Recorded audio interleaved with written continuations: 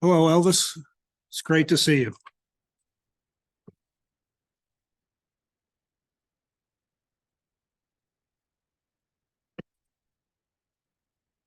Okay, I would like to start off by saying Chiefs Kingdom, although I don't think any of us are Chiefs fan, but if you are, that's okay.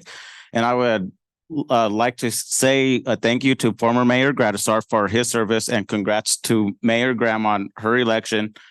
And I wish you nothing but the best. And if everything succeeds with you as mayor and the city council, Pueblo succeeds, no matter what party anybody is.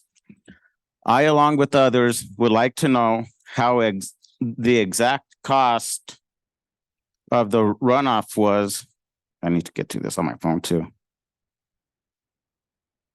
In the election in Pueblo, we have over 200 liquor licenses, and out of those, some are liquor stores where some of the unhoused linger over there, and we have the ordinance for people who can't loiter, but that's not fully enforced. So that has to be looked at more. And with those, that also could have those people there because they're addicted to alcohol. Alcoholism is a real addiction. People die from alcoholism. I had a grandfather who was an addict to alcohol, and he died at 59 back in 2004. So that needs to be looked into more on that too, because addiction is real. And alcohol is a depression drug also. And then along those lines, I know we have resources out there, but those are limited to those who are unhoused and for a variety of reasons. When I drive by 8th and Grand, which I just did earlier to come on down here, most of the time, wasn't tonight though, there are people just hanging out right there to get their cheap fix with legal alcohol. And I'm not calling for prohibition. That's not what I'm calling for. Just to help the people who are suffering from alcoholism. And then earlier today, I was watching part of the council retreat, and some members brought up a potential of cutting our time to 3 minutes. I do not agree with that whatsoever, because even if you don't like what anybody's saying here, you guys are open ears. And I applaud you, Mr. Aliff, President Aliff, for what you said, although what people say, you guys may not agree, but to lower it isn't right. And Mr. Flores echoed those same exact words. And then it was also talked about at the work retreat that's online, but I was here for this part. You guys were talking about the marijuana grow tax, and I just want to reference to the new council members. On December 26th, the ordinance number 10622 was passed by a 4-2 vote, amending section 14-2-8, decreasing the grow tax to 0% for a period of 3 years. So therefore, it cannot be brought back per ordinance for 3 consecutive years. And then with this whole vacancy that Ms. Stoller was talking about earlier too, up to date, 23 people applied, but questions I have about it. What voting guides will council use when reviewing letters of intent and resumes, or will it be based on any potential deals made via email or meeting between a council member and a potential appointment for the vacancy? To be fully transparent and straightforward with the vacancy on Pueblo City Council, no city council member should be voting for anyone who may be related to them, donated to any of their campaigns, helped work on any of the council members' campaigns, or vice versa. If any council member has worked with anybody that applied on any, if they ever ran for office, won or lost, they should recuse themselves from voting for he or she, to be fully transparent. And also, if you have worked with any of the applicants at any job in Pueblo or out of Pueblo, you should also recuse yourself right there. Also, I believe when the city councilors get the letters of intent and resumes, all names and contact should be redacted, and a random number assigned by Ms. Stoller should be applied that she only knows who is who. So there aren't any benefits given to friends or family members if said person is in the top 5 or 6 for the interview. And as stated above, if any of those fit, a relative, coworker, former coworker, campaign person or anything, or donor, you should recuse yourself from voting to appoint that person. Thank you, Mr. Martinez.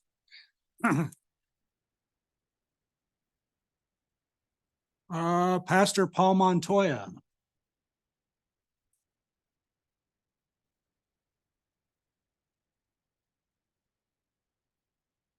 Great to see you. Thank you for coming.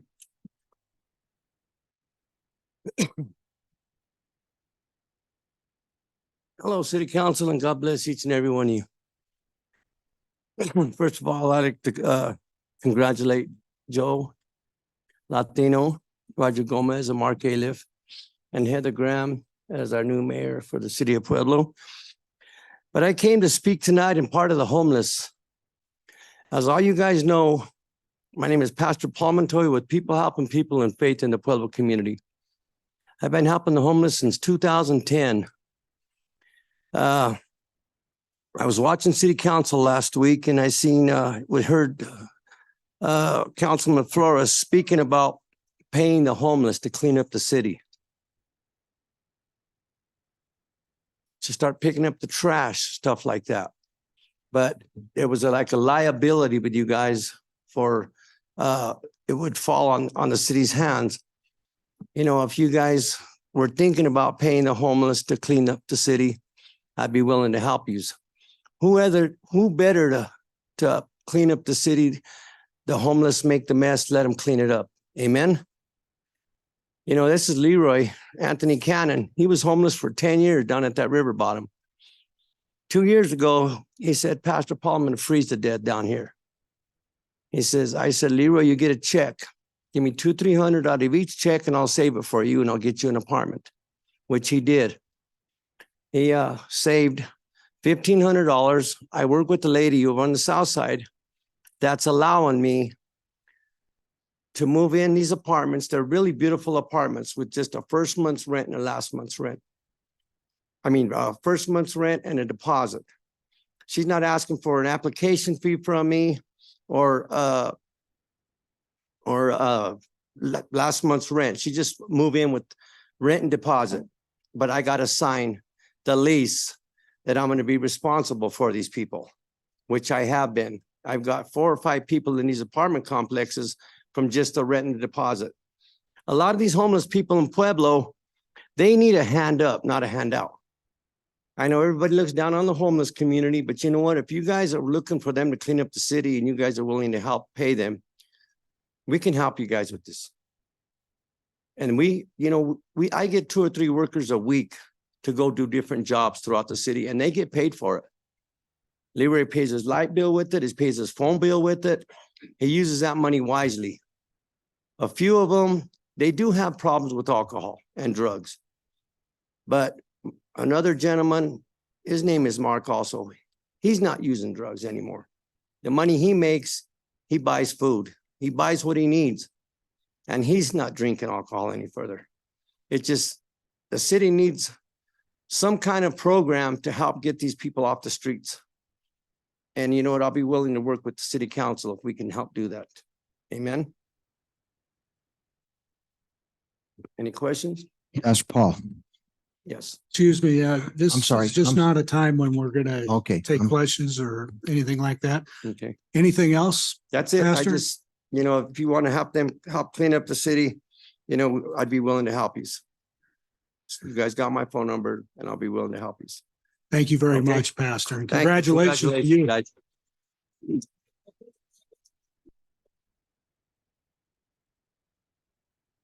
Augustine Garcia.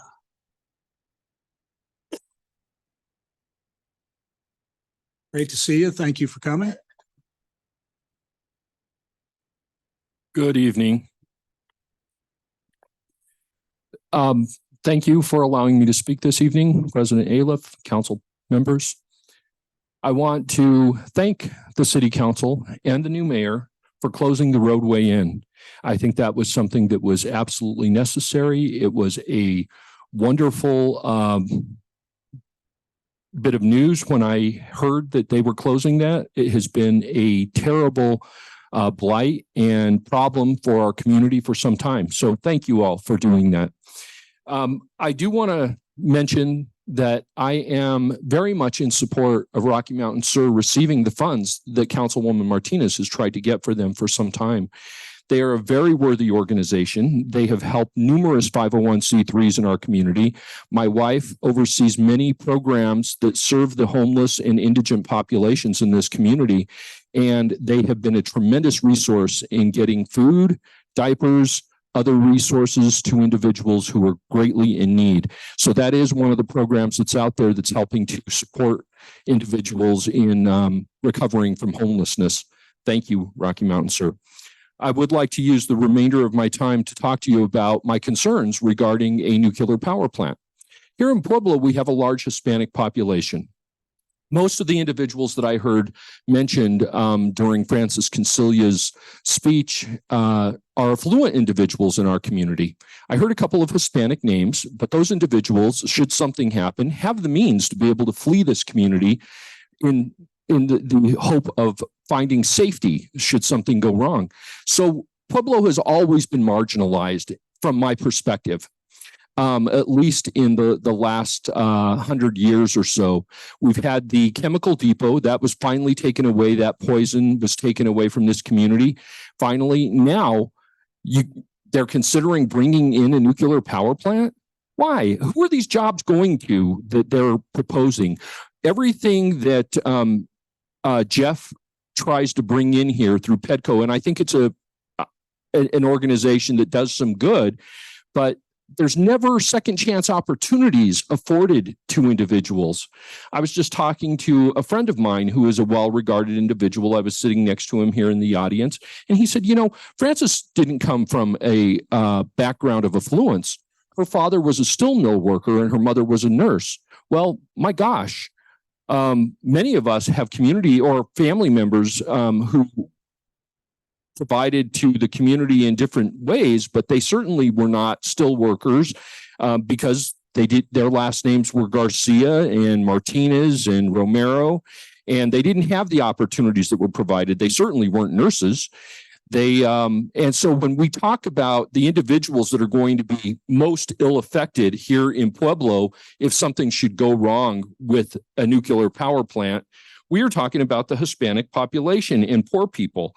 And so I think that it is really important to bring to your attention, and most of you are aware of this. I don't know if you are thinking about it right now, but since the Ukraine war has been going on, there have been many plants over there, nuclear power plants, that have saw battles in and around them.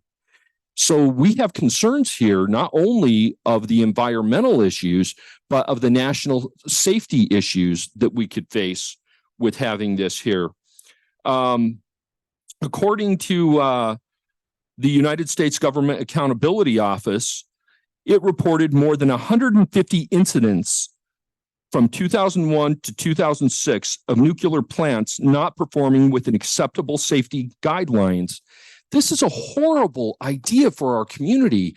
Many of the individuals, the constituents that depend on you guys, that have put their trust in you, their hope that you might care about their safety, are counting on you to protect them. Again, these affluent people can leave.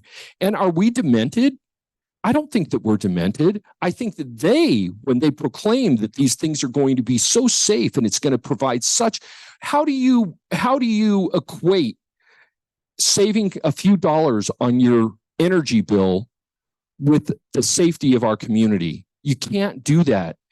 And when we talk about paying $1 billion for a fighter jet to take life, how come we can never find the funding to preserve life and to preserve it well, like the people of Pueblo so desperately are counting on you to do? Thank you for your time this evening. Thank you, Mr. Garcia. Grace Smith.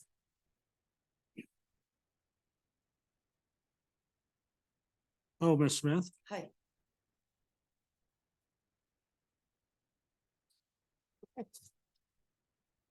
I'm gonna get me a glass of water before I talk.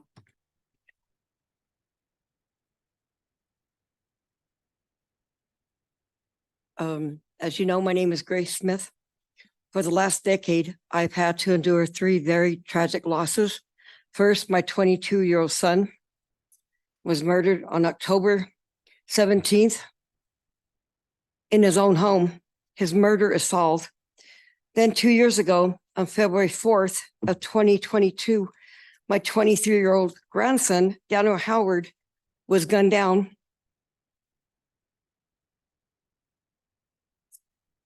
Then on December 31st of 2023, my 40-year-old son, Daniel Smith, was shot and killed. His murder is still under investigation. Daniel's murder was a 26th homicide in our city. It's not natural for a parent to bury their children, let alone 2 children and a grandson. We're all going to die. It's inevitable. But to have your 3 loved ones stolen from you is beyond comprehension. People often tell me, I don't know how you're doing this. My reply to them is that I wasn't given a choice. My son Daniel Smith made a huge impact on Judge Dennis Mays. He even attended his services. My son Paul, my grandson Daniel Howard, and my son Daniel, all 3 have such potential. What a complete waste of 3 precious lives. We need more homicide detectives, more police funding, gang funding like Mark Salazar of Hard Knocks, gang prevention, more activities for our youth. That's all I have to say. Thank you. Thank you. And obviously, we're so sorry for your losses. Thank you. Is that it? Yes, Okay, thank you very much for. thank you. Diane Dante. Welcome. Thank you for coming. Thank you. Thank you for having me. Mayor Graham, counselors. I'm going to do some trash talking here. Last week at the work session, there was a organization called Team Up to Clean Up that gave a presentation. And after the presentation, one of the counselors had mentioned that we should have mandatory trash service. I think you might want to do a lot more brainstorming than just mandatory trash service. For one thing, mandatory trash service is going to be really hard for low income people. They can't even pay their electric bill. So why would they be able to pay a trash service bill? The PUC required Black Hills to do a program called, I believe it's called LEAP, where they do applications for low income people. So that might be an idea, because I don't know where the low income put their trash right now anyway, so that needed to do a little research on that. Grocery carts. As I was listening, they were just saying, come pick up your grocery carts. And they said, no. And I thought we had an ordinance a while back about charging them for those for those grocery carts. And I think we should follow through on that. Charge them if they're not going to come and pick them up, because that grocery cart is their responsibility, not the city's. Needles. I believe, I don't know the exact number, but it seemed like it was around 15,000 needles that was picked up. We have a needle exchange program, and if there's 15,000 needles being thrown on the ground, obviously that program is not working. I don't know if you need to increase the hours it's open or if it's just not working. And the large trash, like the big sofas and things, chairs and things like that.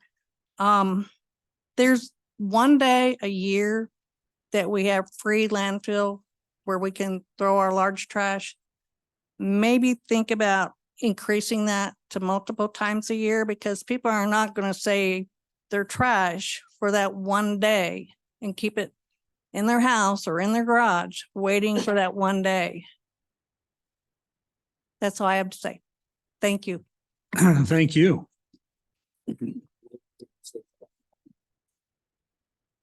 And finally, Velma Campbell.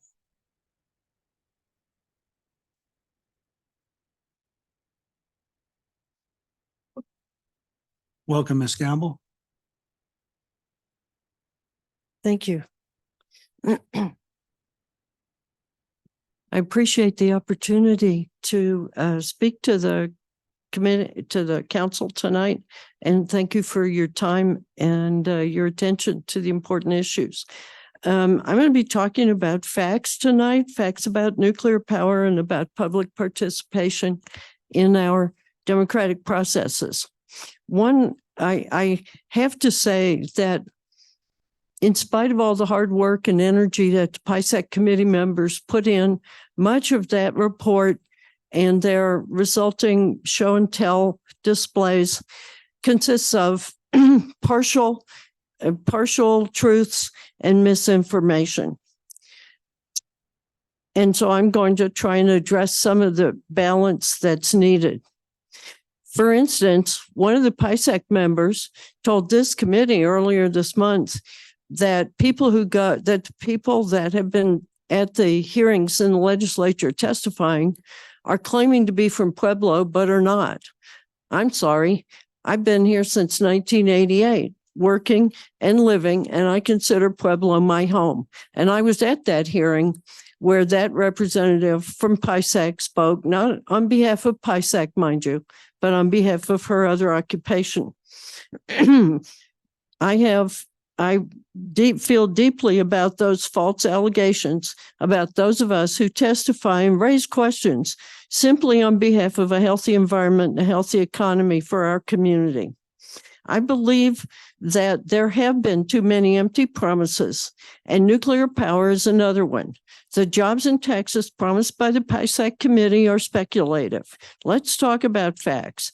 PISAC was not balanced or neutral, though they may well have been uninformed. It specifically was formed to exclude any of us who had raised questions about nuclear power in Chris Wiseman's earlier energy committee. Some have claimed that we would dominate the conversation, which they said rather than addressing our concerns.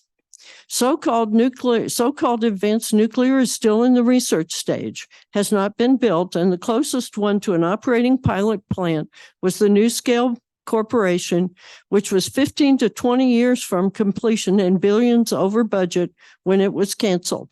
That's the company that's been to Pueblo and that has represented itself to this community as a viable, ready for prime time product. Without many billions of dollars in taxpayer subsidies, nuclear would not even be on the table. In fact, that's why the advocates of nuclear power have to dismiss renewable energy so aggressively, running down the vast resources that we actually have here in Pueblo and giving misleading information. In fact, in Colorado, the average salary for solar salespeople is over $66 an hour, or about $137 a year. $137,000 a year, sorry. Installers have an average in Pueblo of over $25 an hour, with an average of $51,000 a year in income. Pueblo's ready for 100% renewable resolution is farsighted, good for the economy and our health, and a matter of pride. Only those with a vested interest in the failure of renewable energy at the expense of Pueblo's health and economy would say otherwise. The report from the PISAC committee glosses over much of the nuclear industry advocacy regarding concerns and hazards, and indeed produces a false impression of the status of the much touted developments in nuclear power.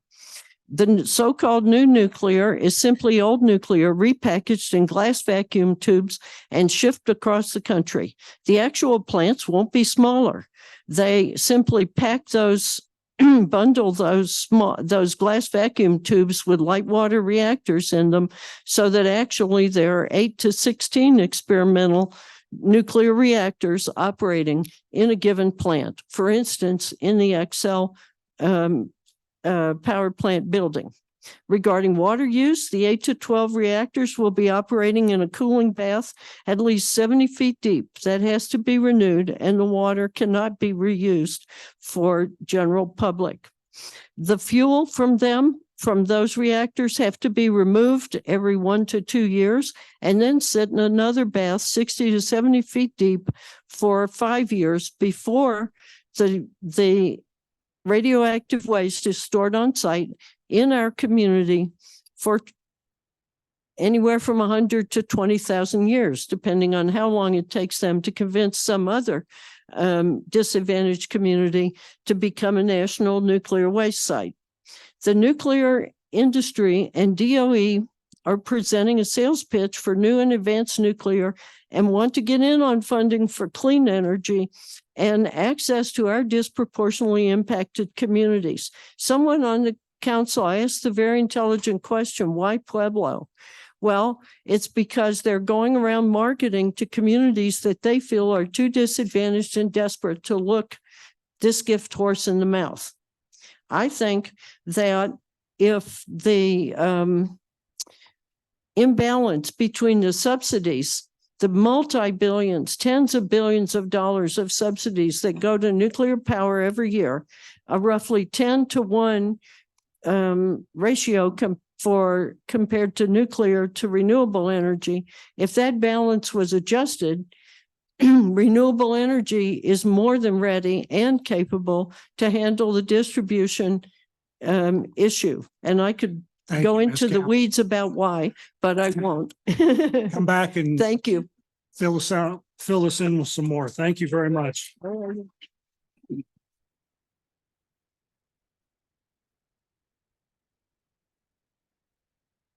Okay, now we move on to council member and mayor commentary. We'll start with the mayor tonight. Mayor Graham.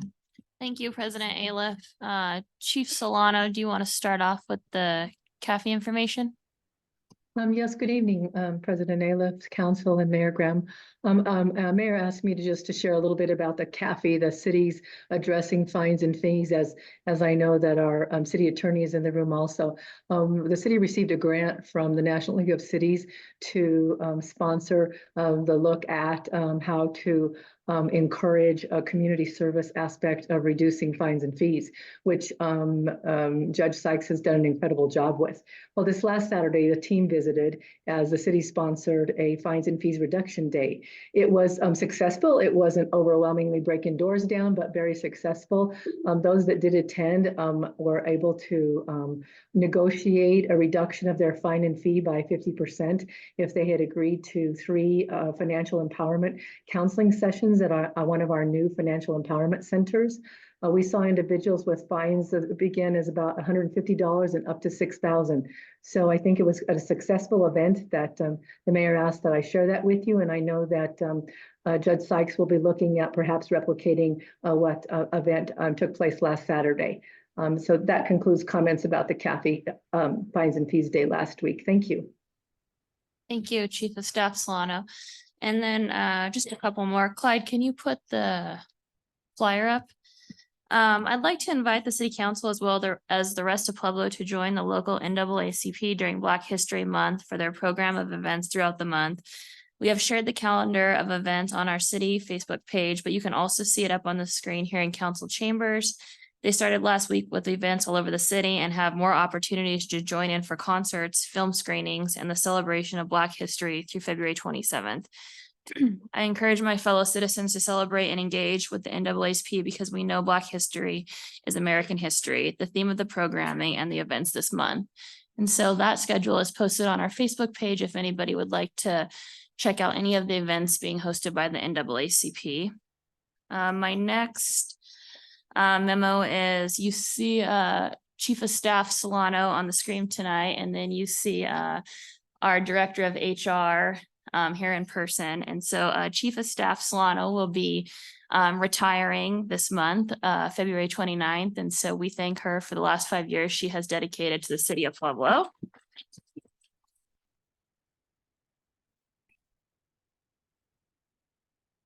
And our Director of HR, Miss Marissa Pacheco, will be our interim Chief of Staff for the time being. We are going to have a very competitive recruitment process for the Chief of Staff position, and everybody at home and people here will be able to apply for that position. I think we're going to post it later this week or early next week after we narrow that down. So be on the lookout for that position if anybody is interested in the Chief of Staff for me. And then lastly, tonight you're going to see a resolution come across for the appointment of Chief Knoller as my deputy mayor. I'd just like to say that Mr. Knoller has served the police department for almost 27 years, starting out as a patrol officer in 1996. He holds a Master of Arts degree in criminal justice from Boston University. He served in the United States Navy Reserves from 1982 to 2001. Mr. Knoller has extensive leadership skills and personal investment in the public community, and this was qualifying him to serve as my deputy mayor. And I hope the city council gives me grace tonight in ratifying my decision for my appointment in our resolutions. And that's all I have, President Ayla. Thank you, Mayor Graham. We'll go to Councilor Martinez. I wanted to say congratulations to Ms. Solano. I appreciate all of the work that you've done after hours and late nights. And you've done the city great over the past couple of years, and it's been a pleasure to work with you. So happy retirement, Ms. Solano, and congratulations to Ms. Pacheco. Very exciting. I wanted to reiterate Ms. Smith's point during public forum around how investing in our young people is so crucial. And I can't agree with her more that the more that we find pro-social things for our young people to do, the healthier our community is, the safer our community is, because they have something healthy to engage in. And so I'm hopeful that our council can really think about that this upcoming year, about how we can increase more pro-social opportunities for our young people to participate in our community, because I truly think that prevention is key here. And I also want to remind everyone that applications for our vacancy for city council are due this Friday by end of day. And I encourage anyone who is interested to apply. And I look forward to reviewing all of those applications. Thank you, Councilor. Councilor Flores. Yes, I wanted to follow up on our last meeting in which we had 25 lacrosse players that came from the university kind of asking for our help. And I volunteered to meet with them and see what I could do, even though we have no authority over decisions that the university makes. But I thought it was important, and I wanted to remind all the counselors here that it's not usual for us to think of all the students at the university as our constituents, but they really are. They're out in the community renting apartments, they're buying stuff, they're buying cars, their parents, visit us and spend their money here. And so it really changed my attitude about the focus that we should have as city council people in listening to the concerns of our constituents. And I took it very seriously. And I happened to visit with the chancellor of the CSU system, and he directed the athletic director to answer the tough questions of why this happened out there, because they felt that, they were blindsided by that decision and not given much time. And I continue. I've met with them a couple of times, and I will be sending a final report to the chancellor and the athletic director of what I discovered, that they could improve the way they do stuff like that, because in many ways the decisions were kind of, there was several things that happened that I didn't really care. They should have been handled a lot more delicately than they were. But I think all the students appreciated that at least we got involved. I know that Councilor Martino and I think Latino and Councilor Gomez also had some discussion with them. but they knew that we cared about their situation up there. And the only good news I have to report right now is that they will finish the season, which started February 1. So they'll have this season, and that decision of shutting down lacrosse will not take place till next year. But I will continue, hopefully maybe a decision with the information that I found may be changed. It may not, but it's important that we pay attention to our constituents and at least sympathize with what's being done. And all of us could learn from that experience. But I appreciate you guys giving me the opportunity to talk to them. And I think they felt a lot better and that we were concerned about their dilemma. So thank you. Thank you, Counselor Flores. Counselor Gomez. Yeah, and as I'm learning going through this, Dennis, I appreciate your remarks because we're kind of right on the same page. My concern is how we are constantly sidetracked by so much attention that is given to some very ambitious projects while real emergency crisis, such as the stormwater issues I have in Bessemer and flooding in the District 4 area, is not and has not been addressed or properly mitigated for decades. People's homes, businesses, and properties continue to suffer from expensive foundation damage that lead to dramatic health issues like mold, respiratory issues, and serious allergic reactions. The main issue is that District 4 has a deteriorating, antiquated stormwater ceramic drainage system that is crumbling, dating back to the 1930s. Nearly a full century of local government neglect. Let me give you an example of another stormwater disaster that occurred in Pepper Sauce Bottoms and took nearly 5 decades to solve with the installation of a simple curb. I'm going to do this I'm going to give this story to you. When I was a director for Congressman Scott McGinnis years ago, when I visited a place called Pepper Sauce Bottom, I was curious. I heard some things about flooding, and I went out and visited the homes out there. The third home I went to, the gal said, you're asking about flooding? I said, correct. She said, she invited me into her house, and unbeknownst to me, I was asking, well, you get flooding? She says, yes, it's pretty bad. And I said, well, show me the high water mark. So naturally, I walked outside to go look for the high water mark.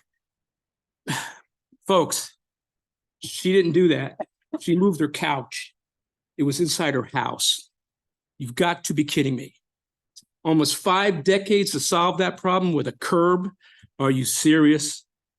That's all I got to say. Thank you, Counselor.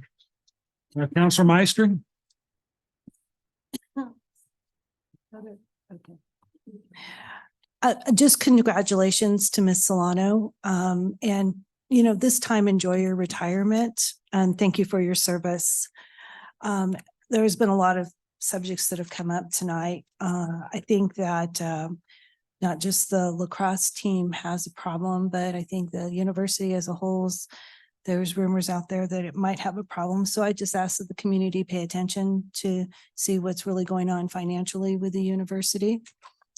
And then also thank for everybody for coming up tonight and letting us know how they feel about our community. And, with our new administration, leadership and new council members, hopefully we could deliver some things that the community is more satisfied with. Thank you. Thank you, Counselor. Counselor Latino. I would like to thank Ms. Solano as well, Mrs. Solano, for her work over the course of the last 5 years. We will miss you, Laura, and thank you for all that you've done. Councilman Flores, thank you for what you did for the university. I'm with you on that. I've spoken with them as well, but thank you for doing that, and I'm willing to work with you so that we can do those kinds of things to help these young people. And as it relates to an earlier comment by Pastor Paul, who's now gone, again, they're doing things in other places as it relates to the homeless. I've done my research as it relates to that, and we need to really move forward in working in that regard to put them to work, and they're willing to do that. I've spoken with a number of them. So as a community, we need to do that and then pay them. That's what we do. Instead of giving them the money, we pay them. But the focus in this community has to be our youth. And we need to start putting some programs together for these young people. So thank you. Thank you, Counselor. I too want to congratulate Laura Solano. I've had the opportunity to work with her for several years.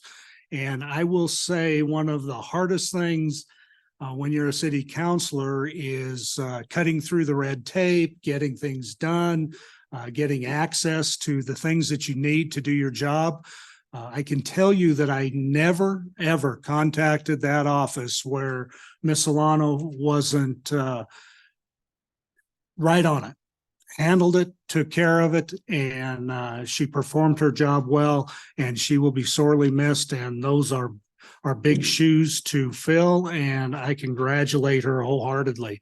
I wanted to follow up quickly with Miss Dante, who was at the meeting last week when we heard from the trash people, and you made the point that 15,000 needles were found in the cleanup.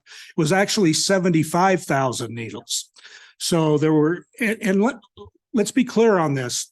This isn't a cleanup of the whole city. This is just a cleanup in very just places where they decided to go in and clean.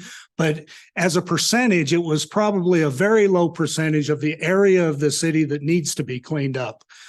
So we can use simple math and say if they found 75,000 needles within this area or these few areas that they cleaned up last year, can you only imagine the number of needles that are actually laying around in our community? I think it would be safe to say that there's hundreds of thousands of needles laying across Pueblo in all areas of the community, not just in areas habitated by homeless people. They're everywhere.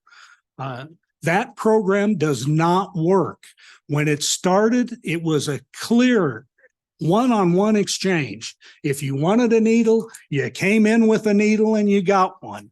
And it has never, ever been that way. And something has to change. And we're going to work very hard as a council. And we've had discussions of this, of working very hard to remedy that problem.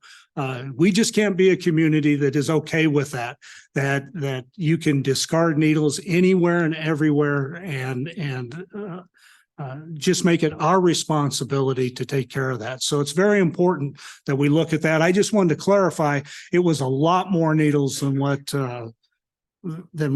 you said. And I'll leave it at that, and we'll move on to the next thing on the agenda, which is the review of the agenda. Page 1. Page 2. Mr. President, I'd like to pull M3 to the regular portion of the meeting. M3 to the regular. Page 3. Mr. President, I'd like to move M23 to the regular agenda.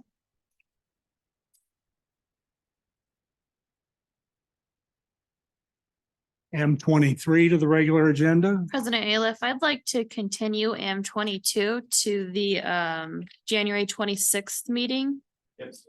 Or February 26th meeting, so that we have a full council and we know if we need to change or adjust board appointments, since you guys will be choosing your council member a couple days before. I didn't see it fit that we didn't give your 7th member any board spaces. Thank you. Page 4. Page 5. And page 6. Did you- President Aliff, I'd like to move R10 to the February 26th meeting. So R10 to 226. And if we could move R9 up to the front of the agenda for final presentation.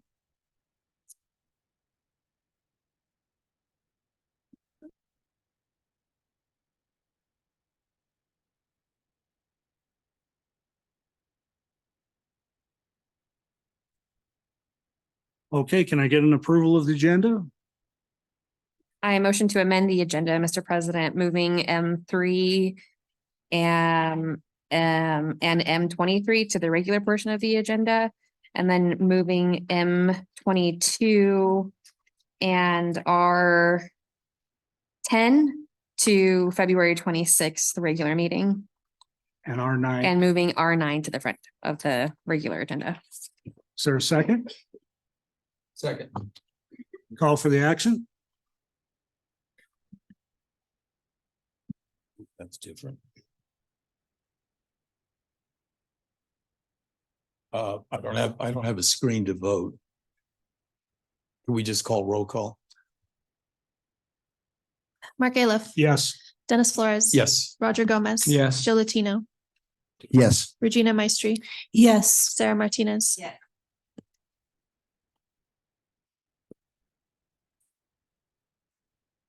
This one's broken. That's why I moved over here. I think they're both. So that's where we're at. So that passes unanimously. Can I get a how about we move down to J, reading and approval of the minutes? Want to make that motion? I motion to dispense with the reading and approval of the minutes of the regular meeting dated January 22nd, 2024 as distributed.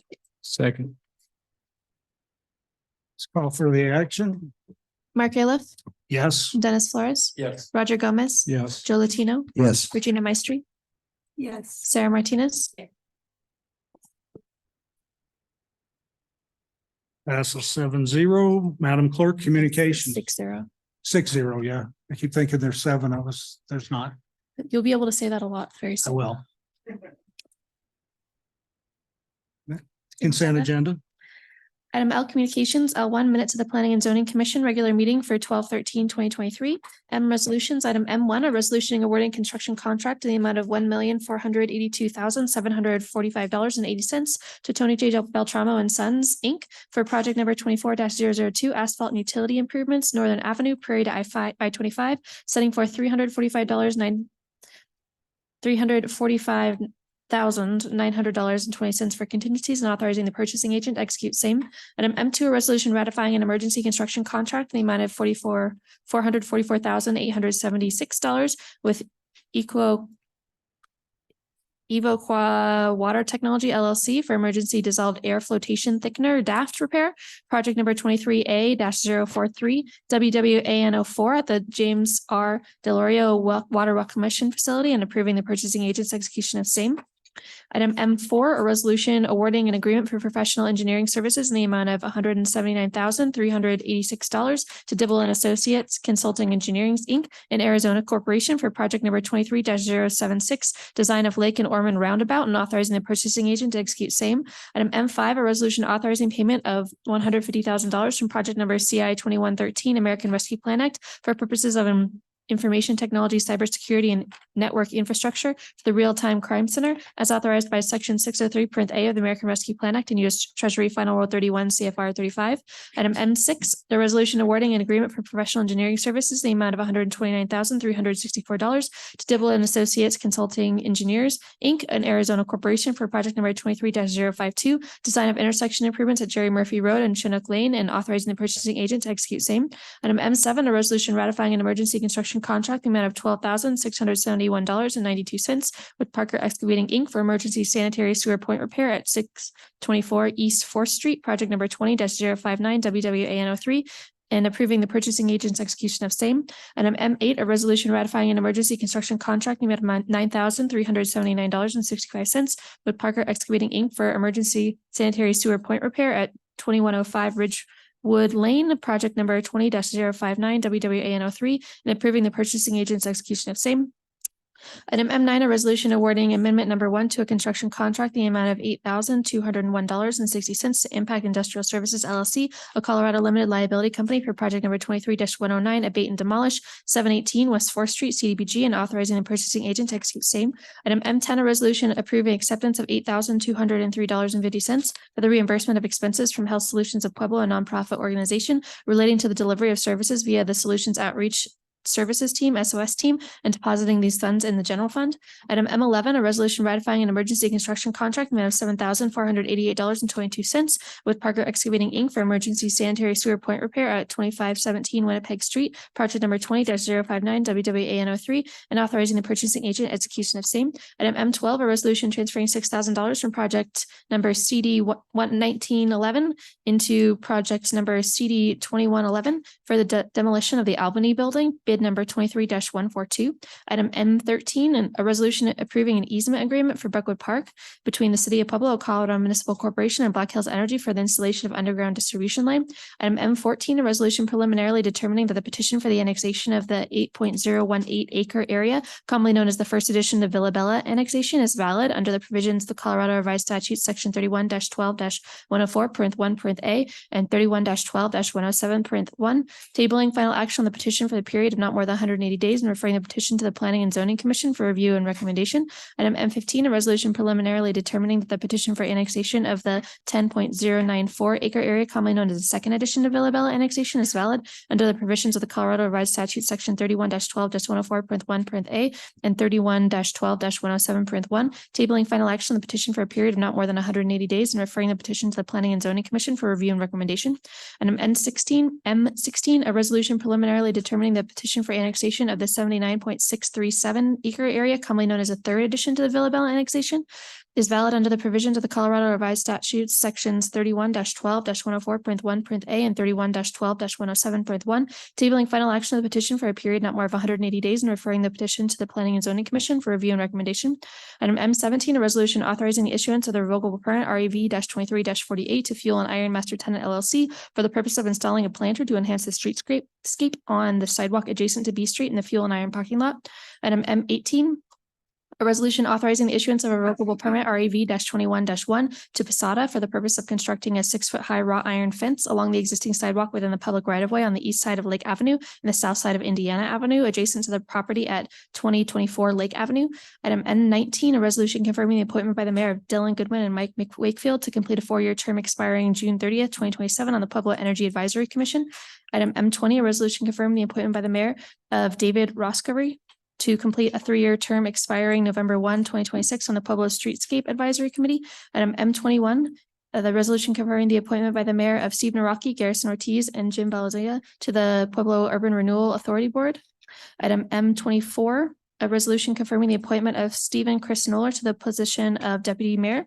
Item M25, a resolution ratifying PayCog's joint appointment of Russell Giffing to the Pueblo Regional Building Plumbing Board of Appeals as journeyman. Item M26, a resolution ratifying PayCog's joint appointment of Robert Barr to the Foundation Creek Watershed Flood Control and Greenway District Board.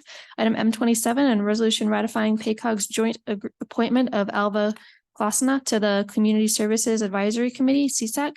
Item M28, a resolution ratifying PayCog's joint appointment of Brandon Martin, Andrea Nalgich, Sol Sandoval Tapeta, and Calico Vargas to the Pueblo Human Relations Commission, and ratifying the reappointment of Raya Singh to the Pueblo Human Relations Commission youth position. M29, a resolution approving an agreement between the City of Pueblo, the Colorado Municipal Corporation, and Brown and Cadwell Inc. to provide engineering services for the Pueblo Wastewater Department, and authorizing the mayor to execute same. And ordinance's first presentation. Item N1, an ordinance approving a deposit agreement between Jordan Engineering LLC and New Mexico Limited Liability Company and the City of Pueblo, Colorado Municipal Corporation, relating to the collection of a deposit for the installation of public improvements and authorizing execution thereof by the mayor. Item N2, an ordinance establishing project number CI 2423 Energy Performance Contract Audit, budgeting and appropriating $125,000 from the unappropriated fund balance of the general fund for said project, and approving a memorandum of understanding between the state of Colorado by and through the Colorado Energy Office and the City of Pueblo, and authorizing the mayor to execute same. Item M3, an ordinance accepting funds in the amount of $65,000 from Goodwin Knight LLC, satisfying developer obligation with respect to installation of traffic control improvements at the intersection of Parker Boulevard and Spalding Avenue, a condition of the east of Pueblo Boulevard and south of Tuxedo Boulevard annexation agreement dated May 25th, 2001, and approved under ordinance number 6688, establishing project number CI 2425 traffic control improvements at Parker and Spalding, and budgeting and appropriating $65,000 in a set account. Item N4, an ordinance approving a trail license agreement and license to cross between the state of Colorado by and through the Colorado Department of Transportation and the city of Pueblo, a Colorado Municipal Corporation related to the operation and maintenance of trail improvements to be installed as part of CDOT's project to reconstruct the I-25 US 50B interchange and authorizing execution thereof by the mayor. Item N5, an ordinance approving a cooperation agreement between the city of Pueblo, a Colorado Municipal Corporation, and the county of Pueblo related to the administration of the tenant-based rental assistance in accordance with the Federal Home Investment Partnerships Program requirements and authorizing the mayor to execute same.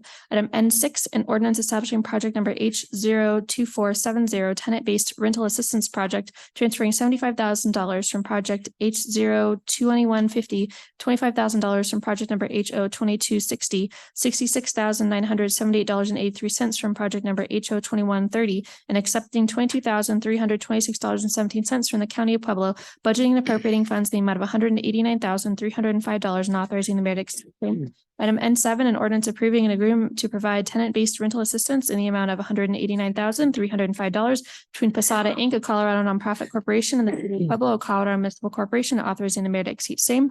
Item N8, an ordinance approving a sub-agreement for professional engineering services between Dibble and Associates Consulting Engineering, the city of Pueblo, a Colorado municipal corporation, to prepare an environmental and cultural documented category exclusion CADEX for the Taxalane rehabilitation and new hangar project and authorizing the mayor to execute same. Item N9, an ordinance approving and accepting a Colorado Division of Criminal Justice 2023 SMART Grant, state submission for assistance in recruiting and training grant program. It's a funding opportunity offered through the Office of Adult and Juvenile Assistance for fiscal years 2024 and 2025, award number 2023-LE-24-12, and applicable conditions pertaining thereto, establishing project number PS 2316, budgeting and appropriating funds not to exceed $791,811, and authorizing the mayor to execute same and related certificates, assurances, and other documents, and ratifying her signature thereto.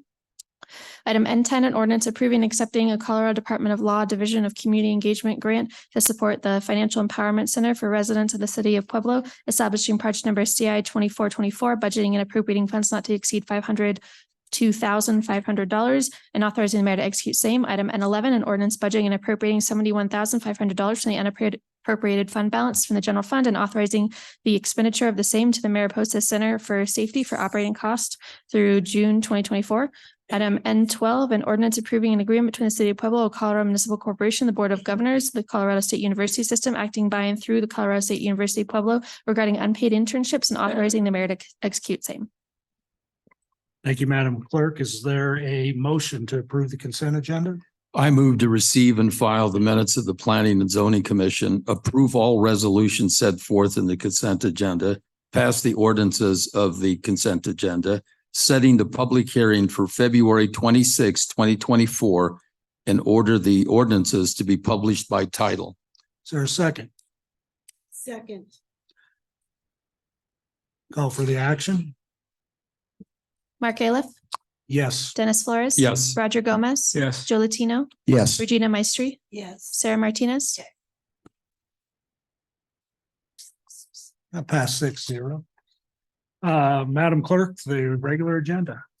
Would you like to move to the items that were removed from the consent agenda? Yeah, start with the resolution M3. Okay.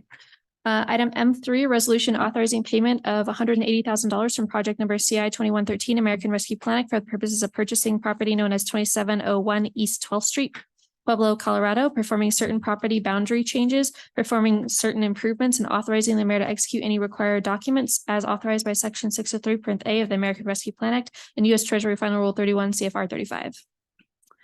Thank you. We have a staff report, Mr. Meyer. Yes, good evening, members of council, Mayor Graham. This resolution is committing $180,000 from ARPA funds to purchase St. Anne's. St. Anne's is over off the east side, and it's there's a church there, St. Anne's, and we've been leasing the facility since 2004. We've done tons of improvements, ball field, restroom, playground, and this past year they notified us and said they wanted us to purchase it from them instead of leasing it. So that's why we're doing this. We're gonna purchase the property for $120,000. Then the other amount of funds are set up for building the fence, readjusting irrigation, some title work and soft costs like that, some survey work. That's my report. Thank you, Mr. Meyer. Council Martinez, I know you pulled this. You have questions? If we Um, can motion in second, if we could motion in sorry. second before discussion. Can I get a motion to either approve? I move to approve. We have a motion to approve in a second. Counselor Latino? I just want to say I support what Parks and Recreation is doing. I've spent a lot of time out at St. Anne's and that facility that they have out there is unbelievable, and the young people in that part of the community need that facility. And so anything we can do to support Parks and Recreation and that area, Eastwood Heights and our community, we need to do. And so I'm supporting that 100%. Thank you, Counselor. Counselor Martinez? Yeah, I appreciate the information, Mr. Meyer. Mhm. I didn't realize that the city had been leasing the property and land, which is kind of cool. So are we going to be building or owning the building and the land adjacent? And by the land, I mean like the field. No, we're gonna readjust the lot lines, and we're gonna leave the church and their parking lot on their property, and then we're gonna own the ball field, the playground, and the restroom. and It's a some great, parkland. I had no idea that the city had leased it. It's a great ball field, and I know that the restrooms were just recently redone too. So Yep, they get used a lot. cool. And is it going to be for Parks and Rec programming? Yes. Cool. Any other questions? Comments? Call for the action. Mark Aylif, Yes. Dennis Flores. Yes. Roger Gomez. Yes. Joe Latino, Yes. Regina Maestri, Yes. Sarah Martinez. Yes. Passes 6-0. I believe we go to M23 now. Item M23, a resolution confirming the appointment by the mayor of Ria Santalago, Darren Heschler, Rosella Para, Stephanie Costanes, Aaron Lucero, Andrea Naglich, Brett Stewart, Selena Gomez Ruiz, and Yanira McCully to the Your Idea, Your Neighborhood Review Committee expiring December 31st, 2024. Thank you, Madam Clerk. Staff report. I get rid of this. Good evening, members of council, Mayor Graham. This is the 9-member committee that we explained to you last week in the work session. So as we move forward with the Your Idea, Your Neighborhood, these are the 9 representatives, 2 from each district and 1 at-large individual. And that's the staff report. Thank you. Is there a motion to approve? Is there a second? Second. Any discussion? Counselor Gomez, Nope. Counselor Meister? Yes, I brought this to the table because, again, as a counselor, as a elected representative of District 1, I feel it is my duty to work with the constituency, and I would prefer to do that. And so if we wanted to run the Your Neighborhood, Your Idea, you know, when you say you're appointing 2 people from each district, again, it's really not working with the community is in the proposals that are brought forward. And so to appoint someone in front of us to work with the community takes away from really our sworn duty to work with the community if this program is going to take place. So I'm not trying to kibosh the program, but I would like for council to be the committee. And so I wanted to have that opportunity to vote for it individually to see if council is interested in being the committee themselves. And so we can go ahead and call for the vote. Counselor Latino? No. No, we're not voting. Oh, I'm sorry. No, I'm sorry. Did you have any comment? My question would be for you guys, if this committee, if council did not approve this committee, would you need another resolution to have city council as the review committee? I think that would be a question that we would need to ask City Attorney Sykes if we would need to redo a resolution for that. So if I understand the question, you're asking if under this current resolution, the committee would then be changed to council instead of the members that are proposed? Well, that wasn't the question I asked, Well- but I understand what you're saying. Is that, so does she need to make a motion to amend it? Or do we just say we don't want this committee and come back with another resolution that says the city council will be the review committee? You could do it either way. You could move to amend it, or you could vote against this resolution and then bring it back under a new resolution, which would most likely be the cleanest way to do it. Councilor Martinez? Like I said last week, I'm very excited and I recognize some late names on this list and others I don't. I have full confidence in the committee for making the appropriate decisions. Like we entrust the several other committees that we have in the city to make recommendations that city council ultimately ratifies. It's going to be the exact same process. So I have full confidence in the committee and I'm a resounding yes for approving this committee as it stands. I'm going to make a motion. Okay, Councilor I'm going to Meister? make a motion to amend it to remove these members from the committee and place council as the committee. Is there a second to the motion? Second. So we have a motion and we have a second. Any discussion on the motion?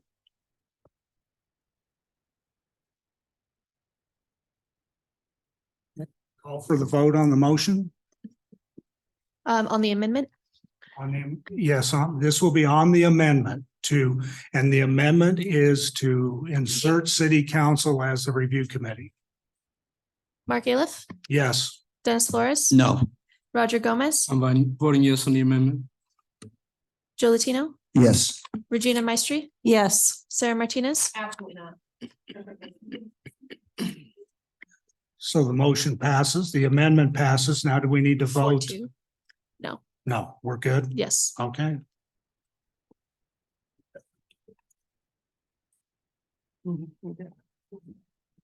I believe that'll take us To R9, to, or no, the are resolution. we doing the two resolutions first or our next? Resolutions Okay. first.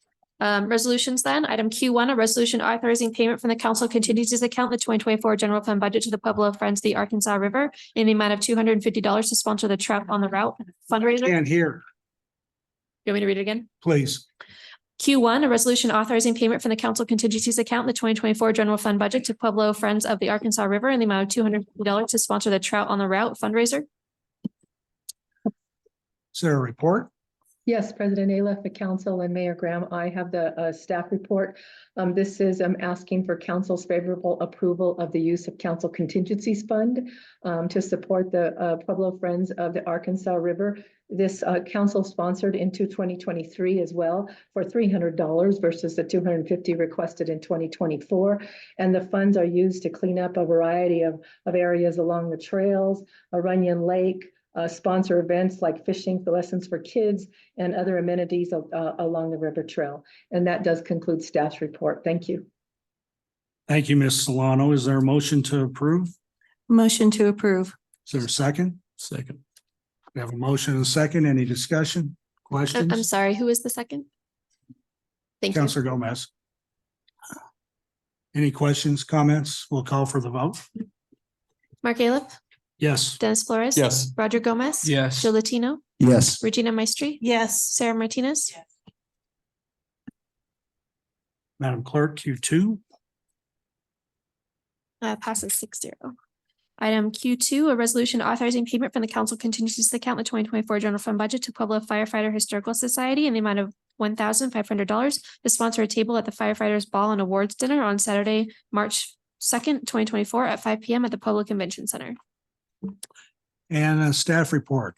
Yes, yes, President Aliff, Council and Mayor Graham. This is a $1,500 request. This is the first request to sponsor this event where it raises funds in support of the Historical Society for Firefighters. There is confirmation that it is a qualified 501c3.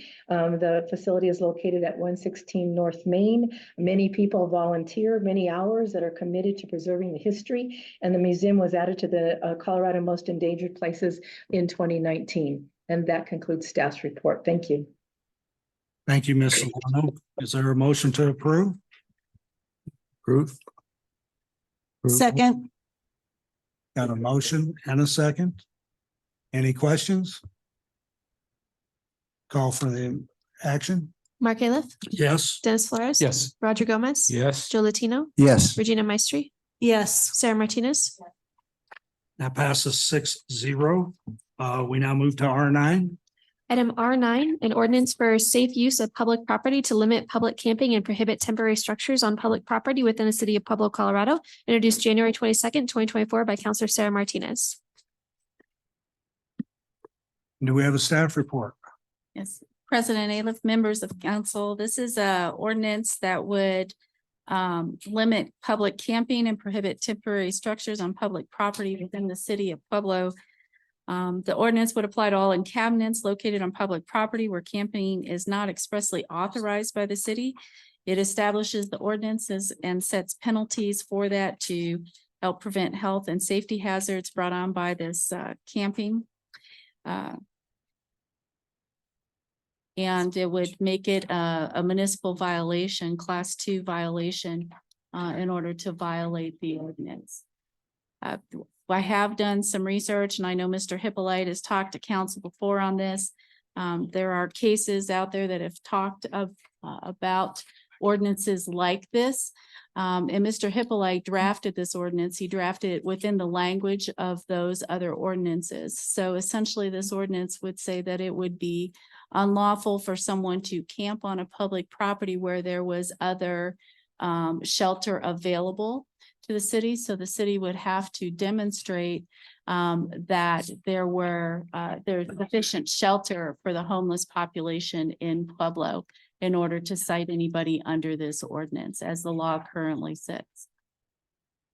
And that concludes the staff report. Thank you, Ms. Sykes. This is a public hearing and I'm going to open it up and ask if there is anybody wishing to speak in favor of this ordinance. Come down.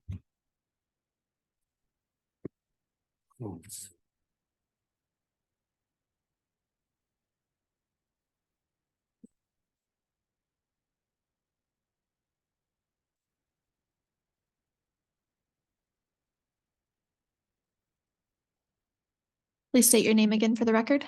Augustine Garcia. Thank you.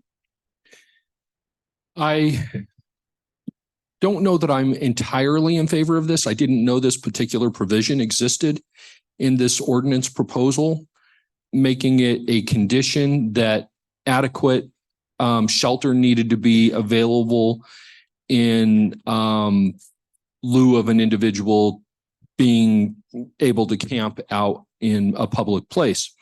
So I do think that this ordinance is very much overdue. I think that the city needs to enact an ordinance so that it makes our city safer, so that it makes it cleaner, so that it makes it a place that is able to be enjoyed by people in the traditional sense of life, liberty, and the pursuit of happiness. We should be able to walk along the river without fear of coming in contact with a needle or coming in contact with a person who is under the influence of substances.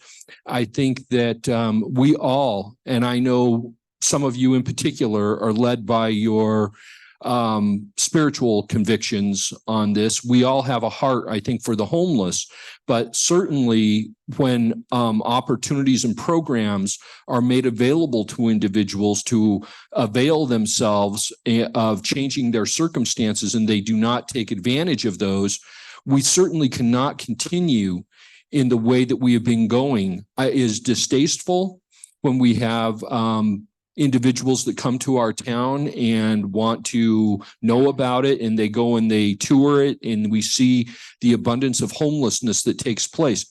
Some people say, hey, look, how in the world are we going to get a homeless person to pay a fine if they don't have a job?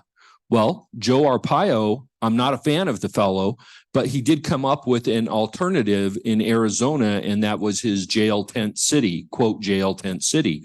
So I don't I want to see changes come to this community, changing the roadway in, kicking the people out there that we're creating nuisances to our community. This is another step in the right direction, and I applaud it. Thank you all very much for considering this. Thank you. Is there anyone else wishing to speak in favor of this ordinance?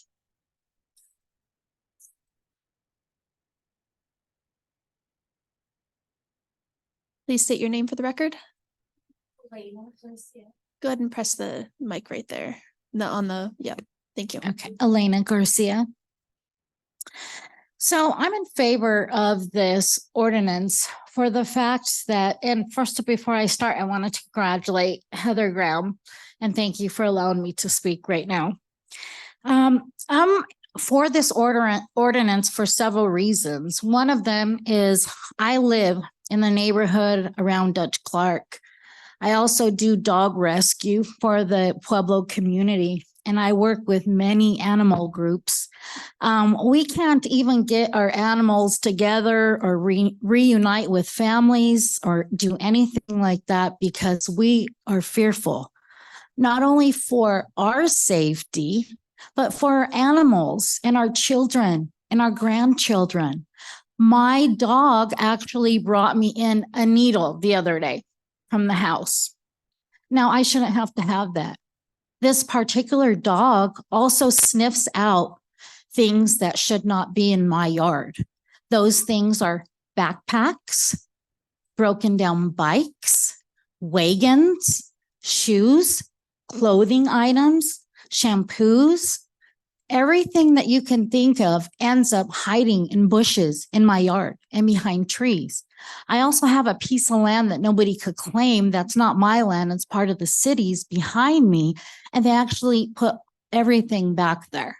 So I am for this ordinance. I feel that when my granddaughter comes from Denver, Colorado to visit me, I shouldn't have to worry about walking down the trail and going over the brand new 4th Street Bridge and having needles everywhere. I don't know what needs to happen. I don't know what we need to address here. Maybe we need security. Maybe we need a big cleanup. I don't know, but we do need to do something. I'm also worried about the environment of Pueblo.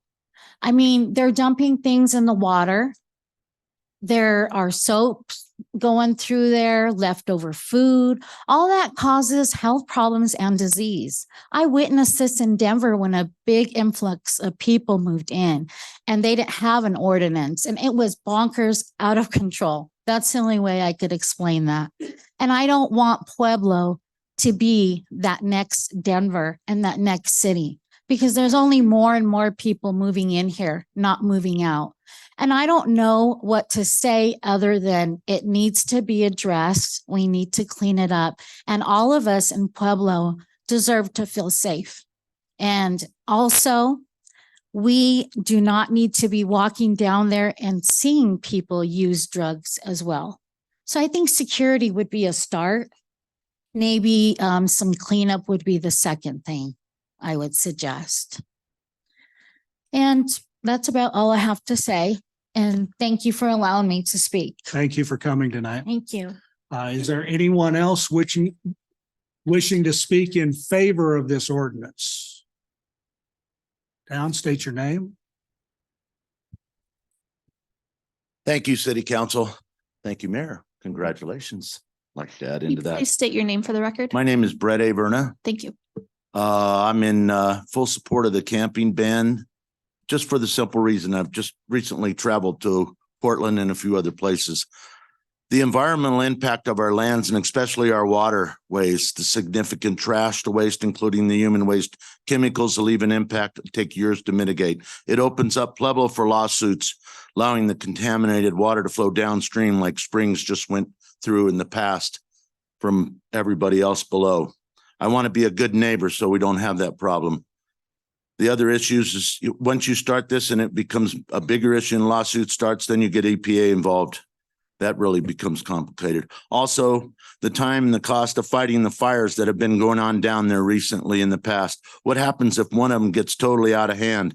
The property damage, the business, as well as the destruction of the habitat. that goes on down there and the environmental damage to our water sources due to the erosion in the ash and the settlement. For those who really want to just live free, there are state parks, national forest campgrounds that all have facilities to handle camping. That is why they are designed and therefore. I was just in Portland, Oregon, and the destruction from the camping and the trash in the City of the Roses almost made me want to cry. It's unbelievable. It'll take decades to recover because they let it go so far. It looks like a war zone. They are now trying to shut down the camping. However, it's going to be invasive and very difficult to do. The damage is already done to a once beautiful city. It is just unbelievable, folks, as well as going through Boise and seeing they're handling that. Spent 2 days there, spent 6 days in Utah to see how Ogden's doing it in Salt Lake City. We need to get in front of it. We're the home of the heroes. We need to take pride in the appearance of our city once again. Puebloans that came before us spent over 50 years cleaning up our city with Keep Pueblo Beautiful, Wednesday Weeders, and many other programs. You know, if you've gone down there and you're trying the trail, you're riding your bike, you're with your grandkids, there's some major concerns. Not only that, and that's the part that we've got to do. I mean, being the home of the heroes, my father would turn over in his grave and so many other people that have been down here. We need to bring it back to what we were in the history of Pueblo. One thing my grandfather always told me when I was young, if you don't want to go there, don't go there in anything you do. But if you go there, you're always going to have to go there from here on out. Portland's experiencing that in a really bad way. That's ground zero. So I took a trip to go out there so I'd understand what this is about. And it is phenomenally an experience that makes you want to cry. You can't read the traffic signs, so much graffiti, the trash that's all down in the City of Roses along the roadways and the highways in the area. It's unbelievable to let that go that far. I don't even know if they'll ever recover. But anyway, I'm for the ordinance. It's not perfect, but it's a step in the right direction. And I really want to thank what the city has done with the roadway. That was really a problem. The Bostons that are running Southwest Grill have really had a lot of problems dealing with that over there. So it's really nice. It's a shocking appearance. When you go to the Lowell store on the north side and I talk to the managers, they cannot believe the impact that it changed it so quickly and the businesses over there. So thank you, the city council, for getting that done, police department and all the agencies. But anyway, Thank you. I'm for the ordinance. Thank you. Is there anyone else wishes to speak in favor of the ordinance? Seeing none, is there anyone wishing to speak against the ordinance? Go ahead.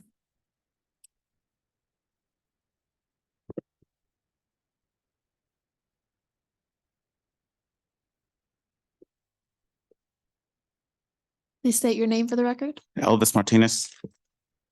Okay, I was talking with somebody over the past couple of weeks, and this individual said, a ban without a plan won't work. What is plan B to our elected leaders? And then about this no camping ban, how will this fully be enforced? Because as Chief Noller has stated, I think the last time he said we're down about maybe 53, 54 officers. I may be mistaken, but it's around there or so. I don't know the exact number as of today. But over the past month, since this has been brought up, I have contacted city elected leaders out in Canyon City. They have a no camping ban, not enforced. I have spoken to a council member in Aurora, Colorado. It's not really enforced. They are down nearly 95 officers and have spent over $2 million of their city taxpayers' money. And tomorrow, I'm getting a phone call from the mayor of Aurora to speak on this because his chief of staff or secretary, whatever her job title is, she called me today because I left a voicemail. Moving on. Will you be willing to change the no camping ban to say, for example, because it could be modified on the spot, say there can't be any tents within 200 feet of waterways? That's just an example to give you guys. And it was brought up last month with Councilor Martinez saying to Ms. Maestri, if we could have that housing the Homeless and Housing Commission to talk about this. I didn't see them get brought forward, nor did I see Posada get brought forward. So where are you planning to put the unhoused? Have you spoken with the sheriff or police chief on how this would be enforced? How will they pay the tickets? With what money? The county jail is for felonies only, and we have very few beds for petty crime. Being unhoused isn't a crime. Why wait nearly 2 years after being elected to introduce such a ban? Does any council member have a background in addiction or mental health? Because most of these people have some mental health issue, whether it be PTSD, and we have some veterans on council. You guys want to do this to your fellow brothers and sisters? I don't agree. If you claim to be an advocate for all life, then how are you an advocate for an ordinance like this targeting those who are struggling? The unhoused population are also your constituents. Just like the kids in college, how Mr. Flores said earlier, they're still your constituents because they live in the city. What is your plan to maintain all of the officers this year, plus at least hire 30 officers, since we are down nearly 60? And we have a no littering ordinance that isn't enforced. We have a no loitering ordinance that's not enforced. And what is the cost of this enforcement? And if you want to put them in jail, how much does it cost per day, per inmate to house them? Because we're paying that. And it's also an added cost if they need a daily medication, rather, whatever that may be, or 2 medications. You have to give them what they need like that. And let me run down a few numbers right here. So in Canyon City, I spoke to Dee Dee Clemens with Loaves and Fishes, and as of December 31st, and you guys might want to write this down for reference, there are 3 returning from housing to homelessness, 109 single adults, 4 veterans, 4 youth, and their classification of youth is 18 to 24. And then right here, these are 25 adults right here, which are individuals or couples. Along with that, there are 43 kids within those 25 adults. 11 are not completely verified status, and 7 homeless don't want housing. And the one lady that works with Miss Dee Dee Clemens is Jennifer Goshay, Goshay, and her job title is Entry System Program Manager. How they do this is every month, they track all the homeless and break them into groups. That's what Pueblo needs to do. Okay. And as of 2017, I have stats right here. There were 450 homeless individuals. I don't know the breakdown on that right there. Thank you, Mr. Martinez. Is there anyone else wishing to speak in favor of this ordinance? Against this ordinance?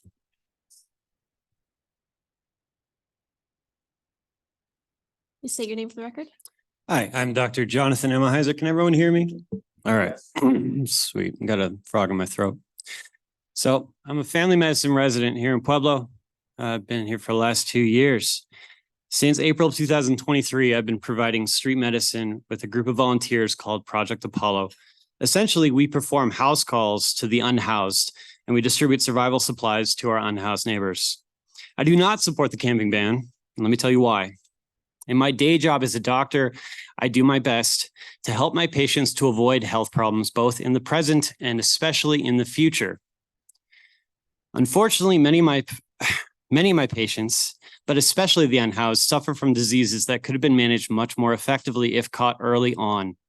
Missing the opportunity to give a bit of antibiotic or a blood pressure medication or counseling on quitting smoking can mean the difference between $1,000 a day hospital stays and a healthy life. Something that goes even further than medication is shelter. Doesn't matter what kind of shelter, it just needs to be out of the elements. One of the most basic aspects of human survival is simply being able to get out of the cold, get out of the wet. I think it goes without saying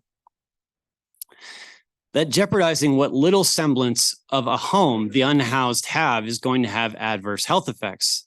Things like frostbite and hyperthermia aside, when my patients do not have stable housing, reliable storage for medications, or even a reliable place that I can find them, preventing them from having expensive medical costs, which are then passed on to taxpayers, becomes incredibly difficult. Many studies, which I've provided for you in your emails, have demonstrated that camping bans and homeless sweeps have devastating effects on these people's health and wellness. I would like to point out the fact that someone felt the need to study the effects of somehow making the lives of people that were already incredibly difficult, somehow more difficult, to see how that affected their health. It's a blatant abuse of logic and taxpayer money, but some people need more evidence to be convinced. I've been engaged in working with the unhoused in communities all over the country over the last decade or so. I've had to personally deal with the consequences of seeing people lose what little shelter they have. If you don't have time to read the studies, as I have, I would invite you to rely on my experience and expertise. In closing, the camping ban being proposed to the City Council is going to result in harm to members of this community. My job, the job of doctors, is to deal with that harm, and it is hard enough as it is. Please do not make more work for us. If you are interested in making our job easier, Project Apollo would be happy to work together with City Council to provide a reasonable solution to this problem. Thank you very much. Is there anyone else who would like to speak against this ordinance? Well,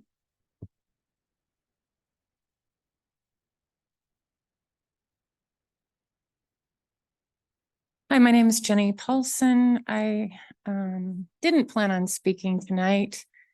However, I was led to speak about legal issues. I have been an activist here in Pueblo about a decade. We have come regularly until COVID, and recently we have spoken with council when this town had absolutely no shelter. Council choked up some money and put it into the shelter. A homeless commission was established, and I did find the homeless commission on the city's website. There was to be $24 million dedicated to homeless and housing in the last 4 out of 5 years. The city is now in violation of the Open Records Act. We have spent an entire month asking for a single spreadsheet, a click of a button, and Colorado law states that an hour is free for Open Records Act. The city is saying they're going to have to go through invoice after invoice and charge us citizens and activists $700 to figure out where $24 million went. Now, I spent the last few months interviewing homeless, and Mayor Gradishar mocked me in front of council several weeks ago when you were first proposing this ordinance. And I asked if you were going to continue bulldozing down homeless camps. Now, the city attorney that was fired by Mayor Heather Graham made it clear to council that it is illegal to do homeless sweeps without enough beds. He made it clear that the mission does not have enough beds to make up for the number of homeless. Now, one of you on council, I believe it was Flores, said you estimate 600 to 700 homeless. We beg to differ. We think there's well over 1,000, maybe closer to 2,000 homeless people. Rent has gone up in Pueblo. There's hardships. There's mental illness. We have a fentanyl problem that's beyond belief. And in interviewing the homeless in a series for Pueblo Independent News on Facebook, which has garnered 29,000 people, we can't find a homeless person that can come up with any ideas on what you did with the $24 million. They're familiar with Colorado Springs. They're familiar with Denver. Some of them, like me, sit on their phones and watch homeless news all over the nation. Now, Mr. Hippolyte, who was fired, did explain the law to you guys. And I asked homeless people, and I've probably interviewed over 50 for a series of articles I'm working on. And I did find out Pastor Paul, Pastor Tammy, Janet Wilson, a fellow activist, bought land and asked Mr. Gradishar and you for financing for tiny homes for vets. So there has been definitely people asking for funding and wanting to help, all of whom have been turned down on any significant amount of money who want to help the homeless. Now, I think our findings are that a lot of homeless are on fentanyl and drugs. That probably the hotel was shut down was for many reasons, and they are speaking to me very openly about what is going on in our community. But we do have laws to follow. I'm not against the idea that homeless should not be vagrants around town begging for money and having issues. We do have a shortage of police officers, and I do have a little side gig delivering around town, and most of the stores are saying the cops don't show up. It's 2 to 3 hours later, if you're lucky. And so the stores and the hotels have gone to hiring their own security guards, one hotel to the extent of $80,000 a year. Now, the city is paying a tax for officers to be fully staffed, and we understand there is an issue with police officers quitting. You guys talk about lack of recruitment. They're quitting within a month or two because of management and poor Ms. morale and Paulson, things could we going on. just stay on the actual ordinance is on a camping. And the hotels and the stores are complaining about homelessness and people hanging out, and the city isn't handling it. So we are going to security guards. As far as the homeless ban goes, Mr. Hippolyte referred to Boulder, and the new city attorney, conflict of interest judge, stated that he used other cities as an example, saying it's legal. Well, I did Google Boulder, Colorado, which Mr. Hippolyte talked about. In fact, they're in year 4 of being sued by the ACLU, and they're in the national news for how illegal the camping ban ordinance is in Boulder, the one that your former city attorney modeled this one after. They're in the national news because it's been precedent, especially Martin, Boise, Idaho, and now Boulder. And it's set precedents all over the nation that you cannot be cleaning up and doing sweeps. Now, the history is the October before last, the police chief sent his cops in the city out to bulldoze down homeless by Target.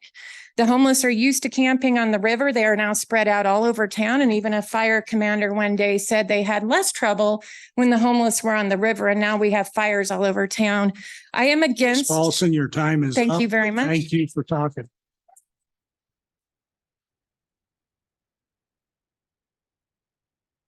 Is there anyone else that wishes to speak against this ordinance? Sir? Thank you for coming. Hello, my name is Jimmy Duffner, and thank you for seeing me. Ladies and gentlemen and members of the LGBTQIA plus community, if you work in the unhoused community, it's likely you or some of your colleagues know me. I am here begging you for your help to find just solutions to this crisis in cooperation with you. The Statue of Liberty, give me your tired, your poor, your huddled masses, yearning to breathe free, the wretched refuse of your teeming shore. Send these, the homeless tempest, tossed to me. Matthew 25. Then the righteous will answer him, Lord, when did we see you hungry and feed you, or thirsty and give you something to drink? When did we see you a stranger and invite you in, or needing clothes and clothe you? When did we see you sick or in prison and go and visit you? The king will reply, truly, I tell you, whatever you have done for one of the least of these brothers and sisters of mine, you have done for me. I am opposed to this ordinance. I believe this ordinance will cause more suffering and death for humans experiencing homelessness here in our great city. Living in these man-made shelters and tents gives the homeless human beings constituents some protection from the elements. It was stated in the Chieftain recently by one of the council members that we have enough beds for the 700 to 1,000 unhoused people in Pueblo. And I agree with that young lady. There are more. That is a very low estimate of the number of unhoused constituents that live here. Affordable housing is a systemic problem. The 8th Amendment to the United States Constitution and the Bill of Rights protects against excessive bail, fines, and cruel or unusual punishment. In 2018, the Ninth Circuit Court of Appeals ruled that criminalizing camping on public property is cruel and unusual punishment. The court ruled that punishing homeless people for public camping violates the Eighth Amendment's ban on cruel and unusual punishment if they do not have access to shelter elsewhere. The Ninth Circuit Court ruling is consistent with decades of Supreme Court precedent. Council member Joe Latino and I have discussed employing the unhoused to clean up their camps and Pueblo, which will address the environment and lift people up instead of putting them down. I beg you to reconsider this and find humane solutions to address this crisis with us that is spreading in our city. And I want you to remember the last phrase of the Pledge of Allegiance of the United States of America: liberty and justice for all. Thank you. Is there anyone else wishing to speak against this ordinance? Welcome. Hello. No, it's good, but go ahead and state your name. Hello, my name is Crystal Archuleta. I'm originally from Denver, but have called Bessemer my home since moving to Pueblo in 2012. I have been doing street-based outreach for the last 10 months, primarily with women who have been or currently unhoused. Tonight, I speak on behalf of the unheard, silenced, and forgotten voices of the unhoused members of our community, but also from experience. In opposition of the proposed camping ban, I was unhoused for 5 years in Pueblo after unexpectedly losing my job, my home, and ultimately my children went to go live with their dad.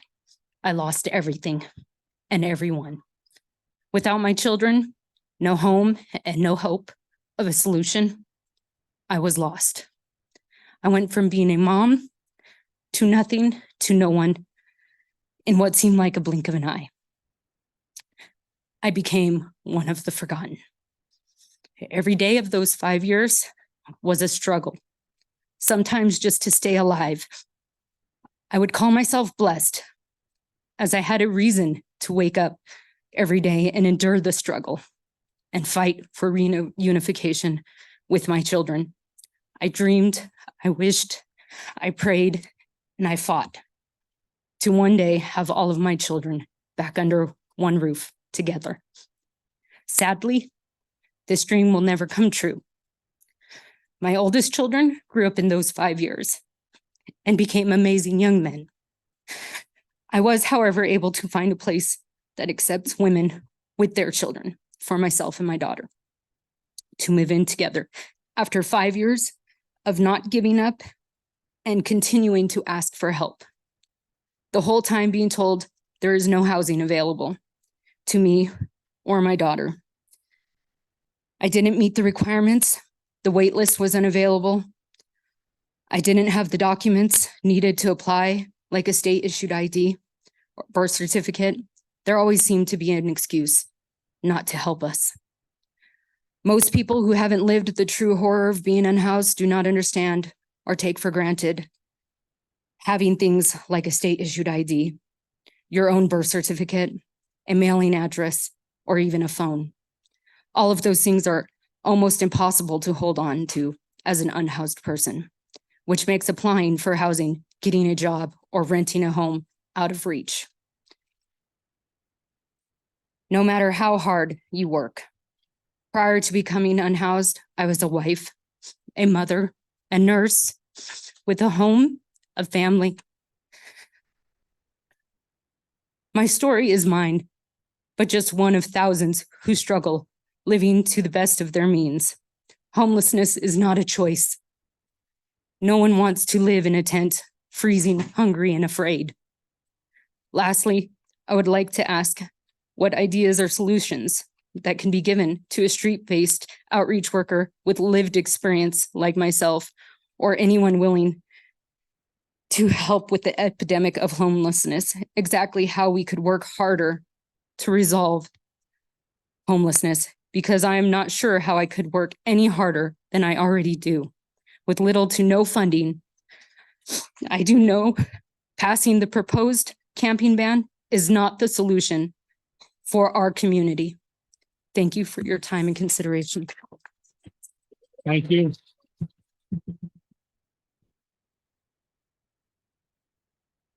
there anyone else that'd like to speak against this ordinance?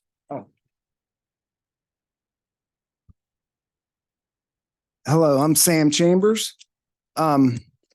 So in my present position, I work for a local area nonprofit, and in my present position, I get names off what's called the Coordinated Entry by Name List. These are names of street-bound homeless people. And I walk along beside them as we go through the journey of them becoming housed. Once they're housed, I provide them support, okay? Now, this is a great answer. It's a beautiful thing. Right now I have 17 people out there that have walked beside me that are now housed. And that's just been since, March of last year. Now, that's all a great idea, but that's not the answer, and that's not going to work. There's never going to be enough houses. There's never going to be enough vouchers. If you really want to get at the heart of homelessness, which I believe, after my experience, to be mostly substance abuse and mental health, then you're going to have to do what Dr. John and company are doing. You're going to have to go down there and talk to these people and ask them questions. How did you get here? What happened? What resources does this person need? And they're all different. What resources does this person need to motivate them to get themselves up out of this situation, to move themselves from the riverbank to, and I always come back to mental health. We need to promote and enroll these folks in mental health services and addiction services. When I see homeless people, I see a whole lot of physical health. They can all be considered malnourished. I mean, they're all improperly nourished anyway. They eat ramen noodles, probably 13 times a week. The camps have been cleared before. I mean, they were flooded twice, right? They were flooded twice this year, and there's still as many people down there as before the flood. So telling them to go away and moving the camps ain't working. That's just not happening. What we need direct services directly to these people. We have some folks that are doing it. We have the Apollo Project. We have Health Solutions. We have a couple of harm reduction clinics that are helping directly, and we have the Green Chili Bike Bank and the shelter. So we have a good start. We have some folks out there willing to help. I just feel that the best answer is mental health. If you can get somebody's mental health cleared up, things will work out for them. Things will be better for them. And that's all I got. Thank you. Is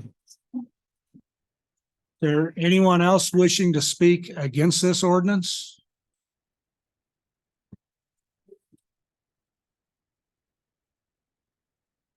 Hello. Welcome. My name is Michael Gonzalez. I'm here to talk about the camping ban. I was currently homeless for 2 years. Now I got my life back on track. I went homeless due to a bad divorce that left me with nothing. I was a good husband. I own my own business in Denver, Colorado. It shows you how quick your life can change in a blink of an eye. I had nowhere to go. I seen a childhood friend that introduced me to this place called The Jungle. It's a homeless camp where my life changed. The Jungle taught me how to survive with nothing. It taught me how to be mentally and physically strong. It taught me to be humble and to appreciate everything I have, even the simplest little things like a hot shower. I also met a lot of good people that were broken, good and bad people. I tell you the truth, there's no mailing. I never had a mailing address. It was hard to get a social security card, a birth certificate. I have a lot of ideas to share because I know their pain. I was with them through the hot summers and the cold winters. To some people, this is their last resort in life. I feel like if you take away their homes and give them a fine, it's going to make them more stressed out. They have enough to worry about. I feel the crime rate will go up. There's going to be more people in the public and a lot of complaints. I feel like the experience I went through gave me the determination to help them. I got to know a lot of these people and their stories. And being homeless just opened my eyes a lot, and I just want to take action and help these people out and just help them. Thank you. Thank you. Is there anyone else wishing to speak against this ordinance?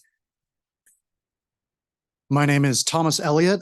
I live on the east side, so Joe Latino, you're my neighborhood guy. I am not an activist. I'm an engineer. And it seems to me like the problems that people have brought up here that are being blamed on and caused by homeless folks are not being caused by the fact that they are living in tents. They're things like the number of needles that are being found around the city. As an engineer, if you've got a waste product that's being generated, the thing that you should first look to do is find a way to safely store it. And so we have that. It's called Sharps containers. They're readily available. And so I am not sure I've ever seen a publicly available Sharps container in Pueblo. I've seen some shops and bars and restaurants that have made them privately available. But I have never seen, for example, a public trash can that has a Sharps container attached to it. And I think that if those were made widely available, I mean, like homeless people don't want to be walking on needles. They'd rather get rid of them safely. I think everyone would prefer that. And I think that would be simple, easy to implement, permanent infrastructure that would just readily alleviate that particular aspect of the problem. And I think that that's generally the approach that should be taken to trying to alleviate these problems. Like I know folks mentioned earlier, people urinating or defecating in public. How many public restrooms do we have? How much would it cost to install one of those versus how much would it cost to enforce this ban? And again, those are permanent resources that once we put them into place, the initial cost is, a certain amount, but then maintenance is much lower. And so I think that rather than trying to treat something that's only tangentially related to the actual problems that people are upset about, rather than directly addressing the problems themselves, isn't going to work. And to the degree that it might work at all, it's going to be incredibly inefficient. And so I think it would be much better for everybody to simply provide more of these simple, proven, readily accessible to y'all to purchase resources. So that's all. Thank you. Thank you. Is there anyone else wishing to speak against this ordinance? My name is Nikki. I'm 32 years old and a mother of two. I moved to Colorado at the end of 2019 from Iowa. When I moved here, I left about everything behind, including my two kids. I never wanted my kids to even have to experience having to camp before they understood, never sleeping outside unless by choice. But in reality, I was experiencing it myself. I was out here the first 2 years with just myself and my wife. I went home to surprise my daughter for her 8th birthday, but the bigger surprise was to me bringing her back out here with me with nowhere to take her. So we ended up at the Value Stay, no place for an 8-year-old little girl. We stayed there for a year while my daughter went to school. Definitely not an easy task or a place to raise a child. After a year of not getting any help, not having enough money or the resources to help, we got evicted with nowhere to go. And a week before Christmas, we ate from dumpsters and someone I didn't even know bringing me Christmas presents on Christmas Eve. So my daughter had presents to wake up to Christmas morning. While we were moving, her presents had gotten stolen. Never in a million years did I ever see myself being that mother. And I was. We lost a lot of belongings. We lost hope.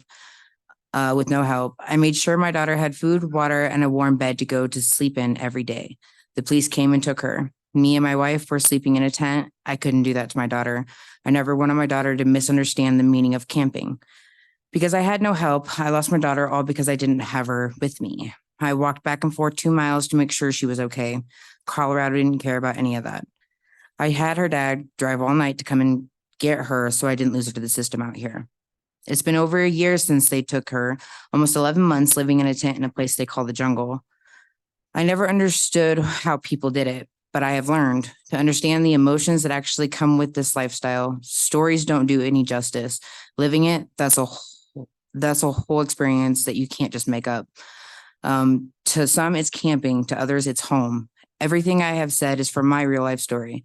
I'm against this ban. If you follow through with this, everyone who's already homeless will be stuck.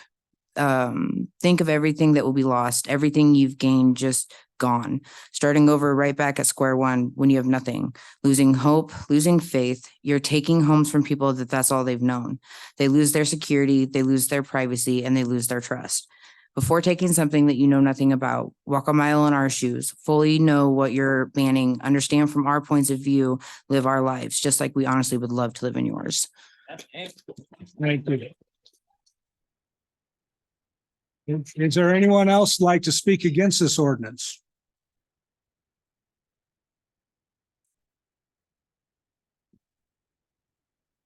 Hello again. My name is Velma Campbell, and I'm speaking at this point as a professional practicing medicine here in Pueblo since 1988.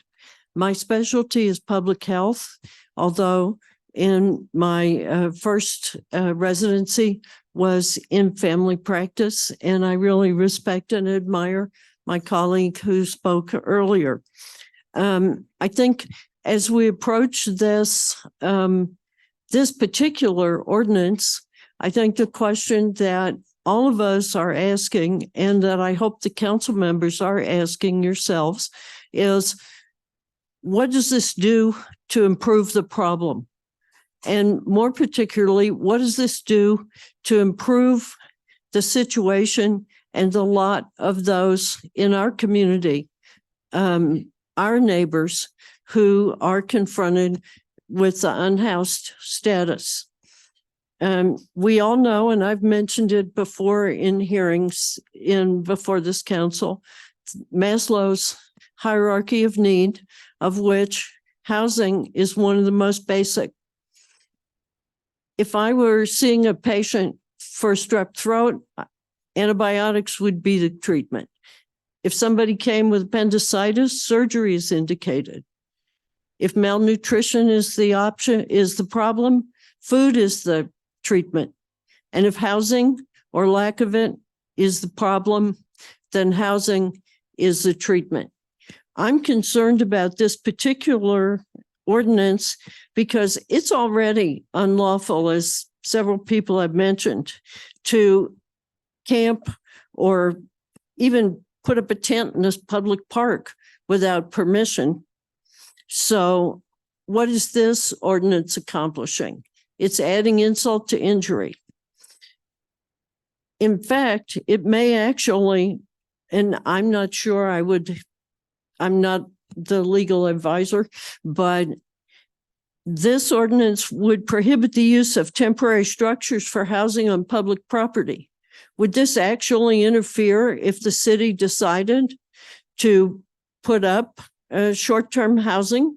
I mean, I like Mr. Garcia, I don't particularly like the sheriff that he referenced, but the idea of a tent community or a cubicle community or a tiny house community on some of the large areas of open space that we have available in this community is one step towards addressing the basic problem of a lack of place for people to go when they do want to go somewhere. Yes, there'll always be a small percentage of folks that are resistant to assistance, but that's a small percentage, even among the unhoused population. And so I'm hoping that this council will withdraw this resolution or vote it down and work with those of us in the community who are more than willing to sit down and spend time working with you for real solutions. Our neighbors deserve better. Pueblo deserves better. Thank you. Is there anyone else who wishes to speak against this ordinance? Go ahead. Yeah. My name's Allison Ray. Congratulations, Mayor. Thank you, Council. I chose to make my home in Pueblo because I was impressed by its community-minded residents. The people of Pueblo care for their neighbors and have a sense of camaraderie very rarely seen outside of small towns, which is why it's so disappointing to see that we're proposing a deeply uncompassionate and unchristian ban on camping. People who are living in tents by the river generally don't have $1,000 on them. You can't get blood from a turnip. You won't collect these fines. We'll be spending police salary, judge salary, maybe correctional officer salary if they end up arrested for being homeless. These services are expensive and spending on them doesn't help anyone become stable and productive. Denver has passed a camping ban similar to this one, and the number of people who are homeless in Denver has gone up since that time. Some of you have stated a concern for contamination of public waterways and wild spaces and unsafe fires. Instead of spending on arresting people, you could provide common infrastructure such as those grills you see at park where you can put your charcoal in it and start a fire safely. You can add public restrooms, another thing you frequently see at parks funded by the city for the public good. If you're concerned about waste disposal, you can add trash cans. You could even work with Pastor Paul to offer people jobs cleaning up trash. We also don't have space to house everyone in the Pueblo Rescue Mission at the moment. And even if they did have room there, that's congregate housing. And for the 27% of homeless people that have PTSD, they are not well served by congregate housing. They have a need to be alone and find quiet and peace, as we all do sometimes. This ban is equivalent to a fine for the crime of being homeless. It's an inhumane waste of money. These are our neighbors. These are your constituents. Find better solutions. Thank you. Thank you. Is there anyone else that'd like to speak against this ordinance?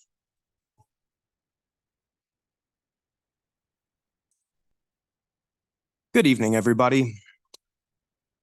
My name is Riley Toronto, and I am here with Project Apollo, a mutual aid group based.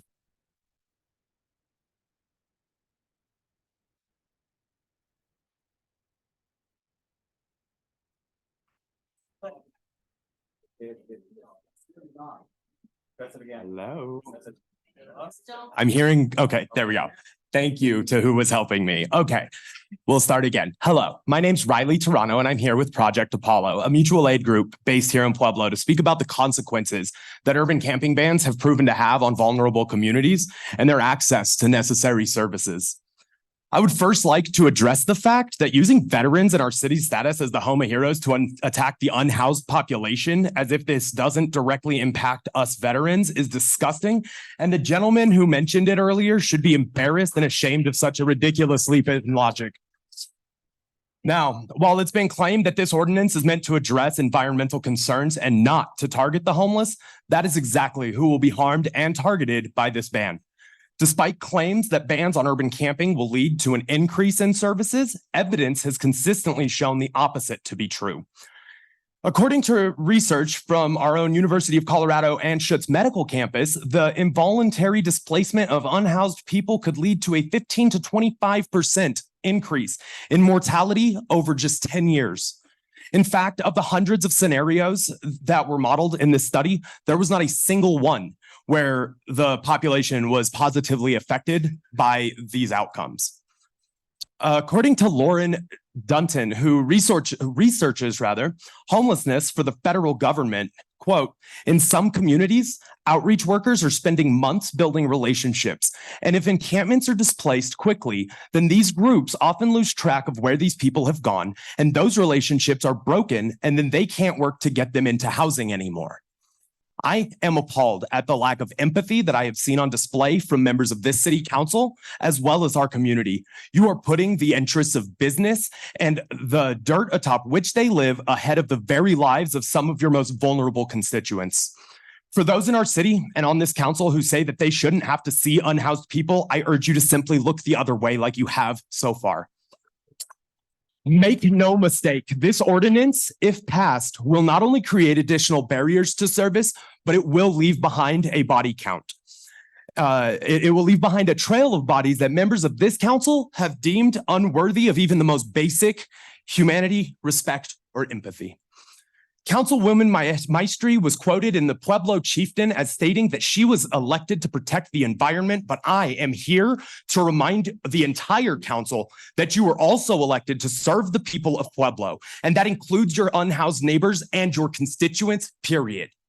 Rather than implementing punitive policies that are going to cost this city even more money to enforce and directly harm our most vulnerable community members, I urge you all to vote no on this ban and instead seek solutions that do not involve criminalizing our neighbors. If cleaning the area and keeping our environment is truly what you're concerned about, then I hope that you consider some of the wonderful ideas proposed tonight, such as that by Pastor Paul Montoya. That's all I have. Is there anyone else who would speak against this ordinance? Yes. Hi, my name is Dr. Alexandra Kellogg, and you guys have heard from me. You've heard my impassioned speech and my feelings about this, but I'm going to kind of approach you a different way. I am a physician. I'm an attending physician here in Pueblo, the kind of people I think you're hoping to invite to this community. I just moved here recently and I chose Pueblo. I had job offers all over Colorado. I chose Pueblo specifically. Okay. So I want you to know that people are coming and it's not for the reasons you're thinking. The problems with this is the evidence proves that this is not going to work and it's going to cost all of us, the city, the taxpayers, and especially the unhoused, a lot of money. I brought some articles. I've read over 400 pages of research articles because I'm a nerdy science kid. That's what I do. And if you want copies, I can send them all to you. It's just a lot of time. So this is a research article done after Denver passed its camping ban. I'm going to read you from this. Although there has been a reduction in outdoor sleeping among residents, the decline is slight. Before the camping ban, 72% of respondents say they sometimes or always slept outside. After the ban, 64% report the same. Only 8% of respondents report that they used to sleep outside frequently. So in other words, 89% of respondents who slept outside before the ban still sleep outside regularly. So not very effective. Another research article. In a survey by San Francisco Coalition on Homelessness, and this was after a camping ban was put into effect there, 91% of respondents who had been told to move out of public space simply moved to other public spaces. Didn't really do much for the issue. If we look at the costs, this is taken directly from the Too High a Price. I don't know if you've read this. It's a great article. What criminalizing homelessness costs Colorado. It was specifically done focusing on Colorado. Incarcerating someone for one day in the Denver jail cost the public $53.64. An average per citation cost, and this is for anti-homeless ordinances, cost $247.32. That was one anti-homelessness incarceration cost. If we look at the camping ban in Denver over 4 years, it cost the city $7,623 to enforce. In Boulder, over the same 4-year period, the camping ban cost $946,000, $946,000, $457.20. In Colorado Springs, the camping ban cost in 4 years, $51,000, $142.58. In Fort Collins, $515,686,000, and in Grand Junction, $1,680. So if we want to pass this, this is going to cost all of us quite a bit of money. In Denver, over the study of 1 year, Denver spends an average of $35,000 a year on one chronically homeless individual. You want to talk about solutions? Because none were proposed. If you're going to propose something, I would like solutions. So I have some. If we look at the Housing First initiative, which has been proposed by the National Institute, the National Coalition Against Homelessness, Housing First is proven to work. Where's my infographic? If we look here, which you can't see very well, but this is the cost in Central Florida of how much money is saved just by causing Housing First. You actually save money by giving residents houses. Let me go into detail on that. One study found an average cost savings on emergency services. So my job, because I'm a physician, these are the people I see. The savings of $31,545 over the course of 2 years. So by housing, people didn't cost taxpayers $15,000 of money a year per homeless person housed. Another study showed that a housing first approach can cost up to $23,000 less per consumer per year than a shelter program. So if you want to talk solutions that are effective, even about the environment, as a hippie and environmentalist, I also love that. But let's talk about things that will actually work, will not cost us all money, and will be effective in solving the problems that we all agree upon. Thank you. Thank you. Is there anyone else wishing to speak against this ordinance?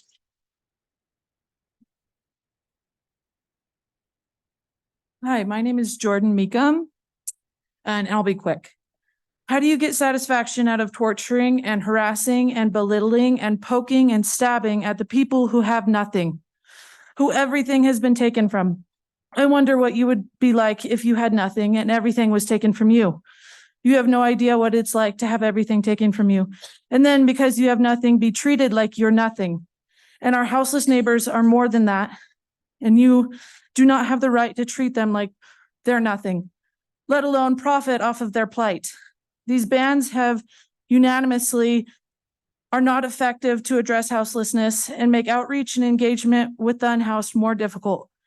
A quote from a Denver law professor really sums up the true issue with this amendment. I think it stems from people who are very uncomfortable with visible poverty. Until we sort of grapple with that, I think we're going to see a lot of outcry from people saying, do something about this. And it's easier to pass an ordinance and criminalize it than to actually find ways to help people who are unhoused. I want to remind you that everyone in this room is so much closer to losing everything, living on the streets, being targeted by this exact ordinance than we will ever be to being millionaires, let alone billionaires.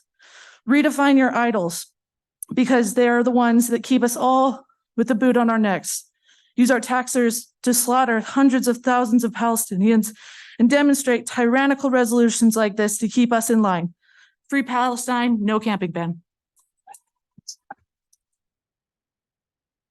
Would anyone else like to speak against this resolution? Good evening. My name is Cora Cole. I am a resident of District 1. I have been living in Pueblo for 6 years now. I originally came to Pueblo because of my own experience of being unhoused. I was very fortunate to have enough income and support from my family at the time that I got to live in extended stay hotels and camp in actual campsites during the 4 months that I looked across Colorado and New Mexico to find housing, before I finally found a landlord and an affordable enough home to move to Pueblo. In the time since then, I started volunteering to provide direct services and eventually moved into formal sexual health provision out of Southern Colorado Harm Reduction Association. I have been working and volunteering out of that location and in nearby areas in the neighborhood since 2020. I have heard a collection of horrific stories from the people who I provide services to, mostly unhoused women. Terrible stories of violence, both sexual and otherwise. Terrible stories of how they became houseless to begin with. Many of these are older women whose husbands died. Many of them are mothers who have been separated from their children because of domestic violence. And while people are living outside, they are at extraordinary risk of violence, more than they are a risk to other people. I haven't heard anyone tell me that there is anything less than a 2-year waiting list for housing. I don't know where we're expecting them to live until then, if not in the same extended stay hotels that people were so bold to celebrate being shut down here tonight. As the cost of living in places like this can be as much as $800 a week, if not more. So I have personally experienced having to do the math. Is everything that I could have to go towards move into a house, going to stay at this hotel, you know, people are making difficult choices every day. Nobody's out camping in the winter because they think it's fun. Nobody is choosing not to take advantage of the services that are available. They're terribly underfunded. The outreach that Crystal mentioned that we work on together has a budget of less than $3,000 a year. When I look at the city budget to try to figure out how much the city itself is spending on housing, the only housing specific line on the budget I can see sits here at $589,788. The only other housing specific section I could find in the budget was approximately $2 million. Those two line items combined are about what we're spending to maintain our golf courses a year, in contrast to our $34 million police budget, which out of what appears to be about $134 million budget. This is not a problem for the police to solve. This is a problem that needs to be solved with resources specifically allocated to support people in gathering housing. So, for example, we've talked a lot about what hasn't worked, which is camping bans.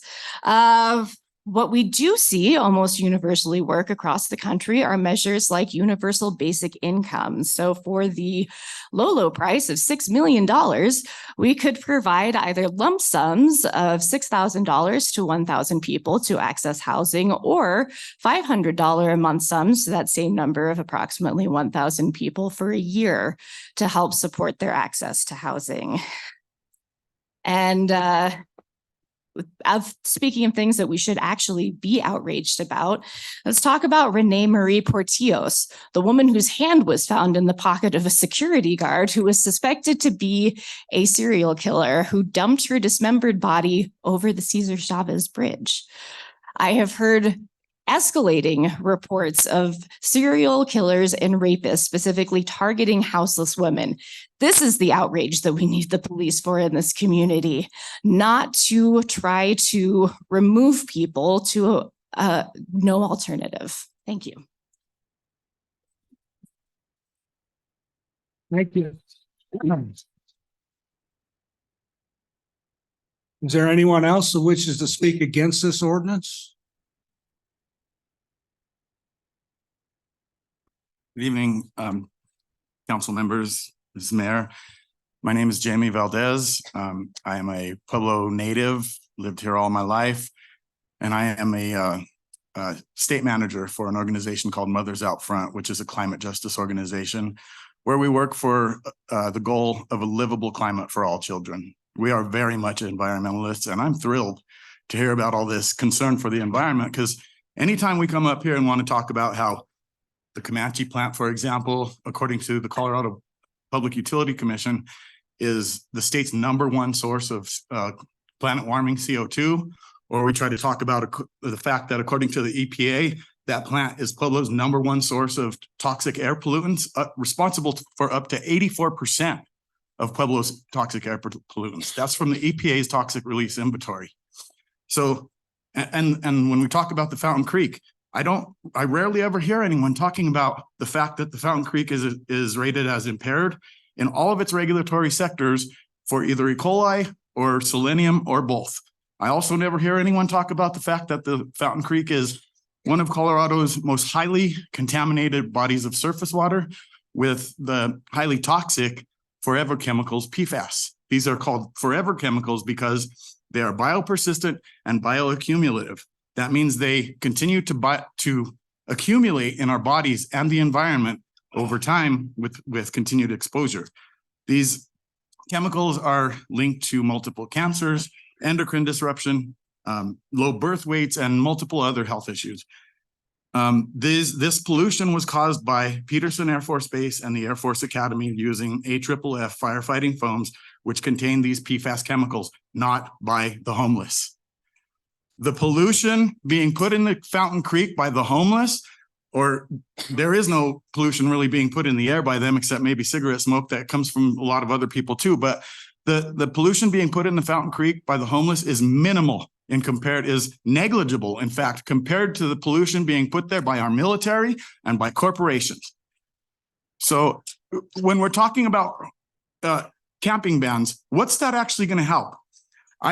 For several years, I and my team led creek cleanups along the Fountain Creek.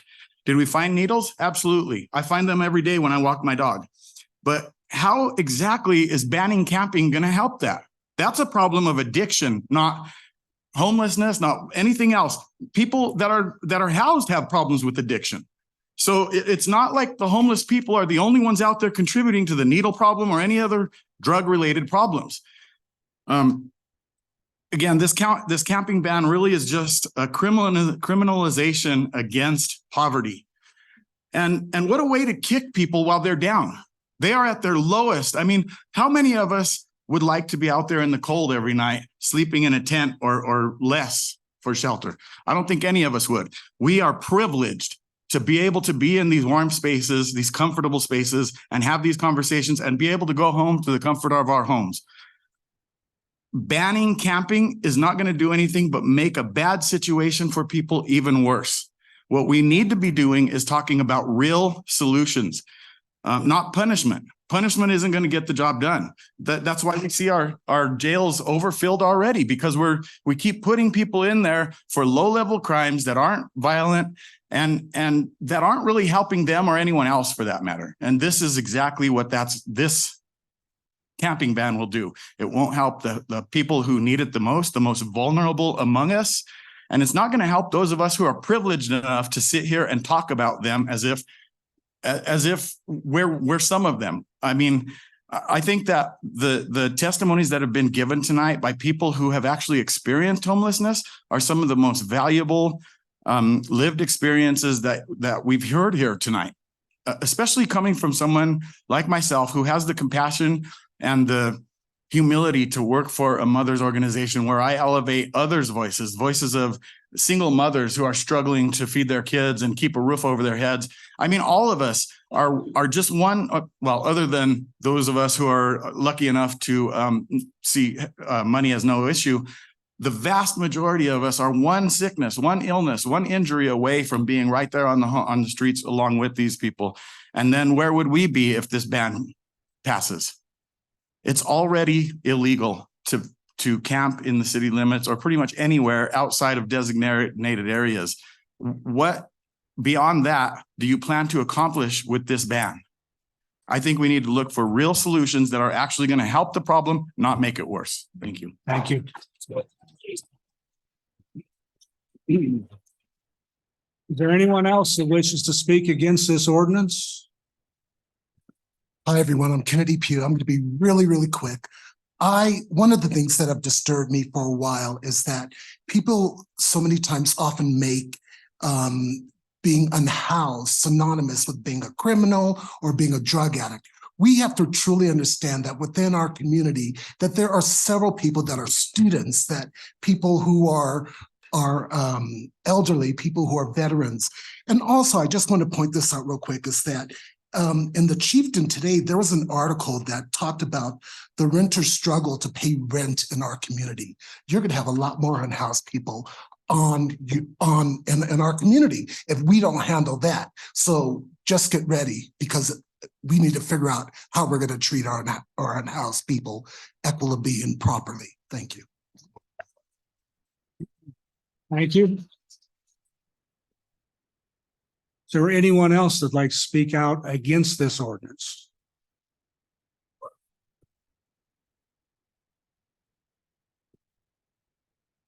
Hello, my name is Jason Ford, and I've lived in Pueblo since about 2015.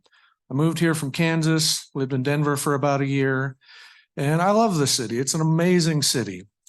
I live just a few blocks from Benedict Park, where the jungle is, and let me step back for a second. I have 2 daughters and a stepson, not grandkids, children, all 10 or under.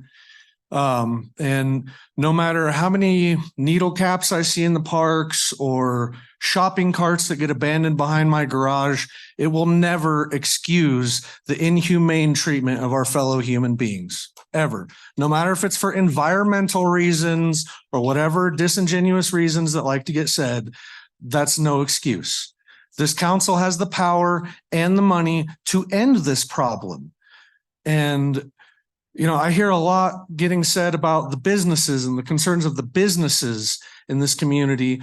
Well, maybe the businesses should actually pay the people of this town a livable wage instead of everybody in this town getting paid less than everybody else in the state on average. Because I know at least one of our members here today have referred to this town, certain parts of it and members of it, as a blight. And the only blight I see here is poverty. Okay. You know, we're treating the symptoms of these problems and not the causes of these problems. And that's poverty. Well, there are so many research-backed solutions to this. There's no excuse to continue it at all. There's no excuse. So thank you. That's all I have to say. Thank you.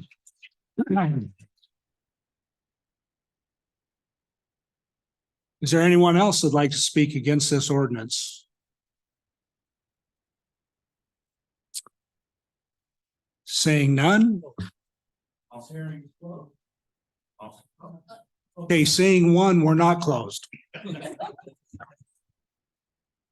Welcome. Good evening. I am Reverend Gary Weaver. And I appreciate this opportunity to speak with and for my friends that don't really need my voice, because I've never heard such eloquence tonight of intelligent information that is accurate, supported by data researches that tell us a lot of important points. And I want to summarize those points that these people have provided you. Number one, the homeless, the unhoused in our country are not a monolithic group. They're more diverse than even this room. Their situations as to how they became homeless are as wide as you can speak.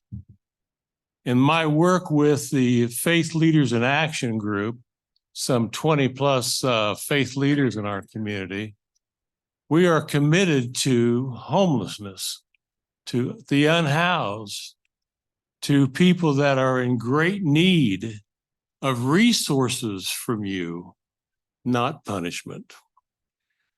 Wherever you look in research, punitive measures to solve social issues always blow back on you.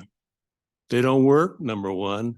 And number two, they make the problem worse. So what is the answer? Well, they've told you. Services, social services, people that are serious about the issue of unhoused people, and they want to do something about it. They want to know more about what causes homelessness. It's not all druggies and alcoholics. It is people in all kinds of different situations. Our group has identified at least 18 different causes of homelessness. So we've worked not only locally, but with the state legislature for matters like protections for tenants, for helping out the gouging of rents on people. We worked against the utility companies that have these high prices for utilities that's causing homelessness because people are renting an apartment, they can't pay their utilities, they're out on the street. It's as simple as that. So I believe, because I've worked with this council before, and we are presently engaged with the Community Commission on Homelessness and Housing. We have several of our members that are working with them. We have members of our group that are working with the Pueblo Rescue Mission, with Posada, with Sister Nancy, with various agencies, and I'm so excited about some of these that I never even met and heard of. And I'm excited that we have this. You've got wonderful resources here. If anything, you ought to be inviting them to work with you to solve the problem.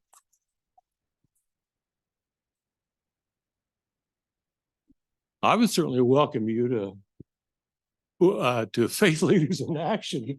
We meet every month, and we'd love to hear from you and talk more seriously about how we can address the need of our homeless and unhoused people, not how we can blame them for the problem. Believe me, nobody chooses homelessness. It happens to them. And when it happens to them, what they discover is the whole system is set up to keep them there. It's an issue of obstacles that are systemic in our society because we are not a society of compassion. We are a society of law and order and punish the bad guys. Our prisons are full of all these people that we thought were the problem, and we failed to look inside. We are the problem. Thank you.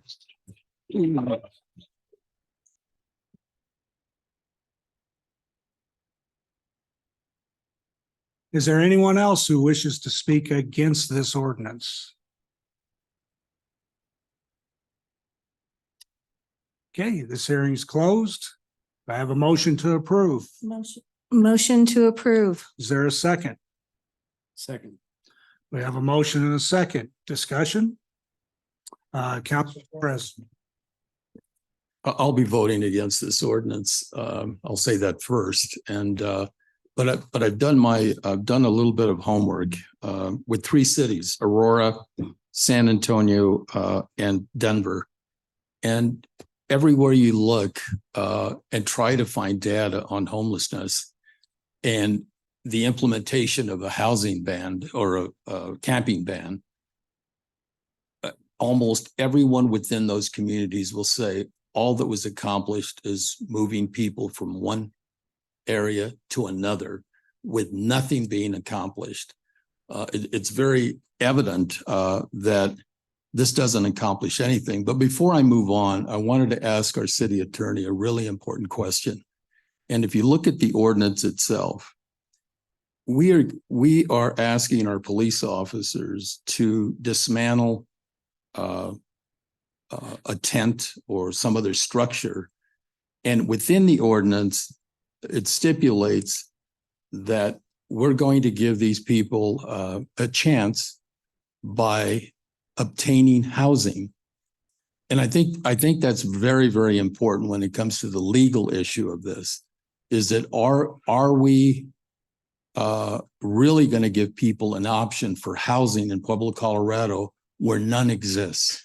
We're having an issue right now with just people that are looking for houses or even rentals that they can't find.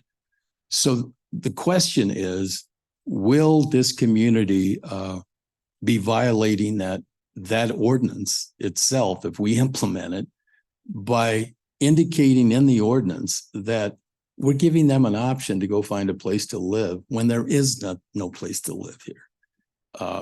In fact, just as one example, in Aurora, they actually have made a village out of pallets, wood pallets, because that was the only way that their ban was working, is by saying, well, we've got this place now.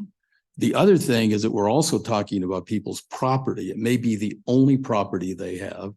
The city of Aurora also had kind of like a place where people could salvage their tent or salvage their belongings and be safeguarded in a storage building. I don't see any of that in this ordinance, and it's I'm concerned about that, but I'd like to hear your comments.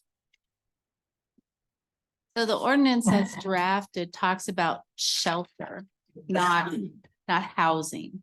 So the concept would be that as long as there is shelter available, so at the rescue mission or some other place, if there was shelter available and they didn't take advantage of that and elected to camp instead, that they could be cited for it. It doesn't talk about housing, certainly doesn't talk about permanent housing. I don't, that's not contemplated by this ordinance. But if you use logic that we have maybe 100 beds at the rescue mission and that the warming shelter can only be used with the mayor's ability to call when the temperature is down, using that kind of logic, we know we have well over 100 people that need a place to stay. It varies from 500 all the way to 1,200.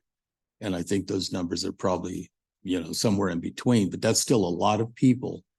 So how are we going to indicate that you have a choice? Okay, we dismantle your camp and we expect you to find a place to live where there is no place to live in this community.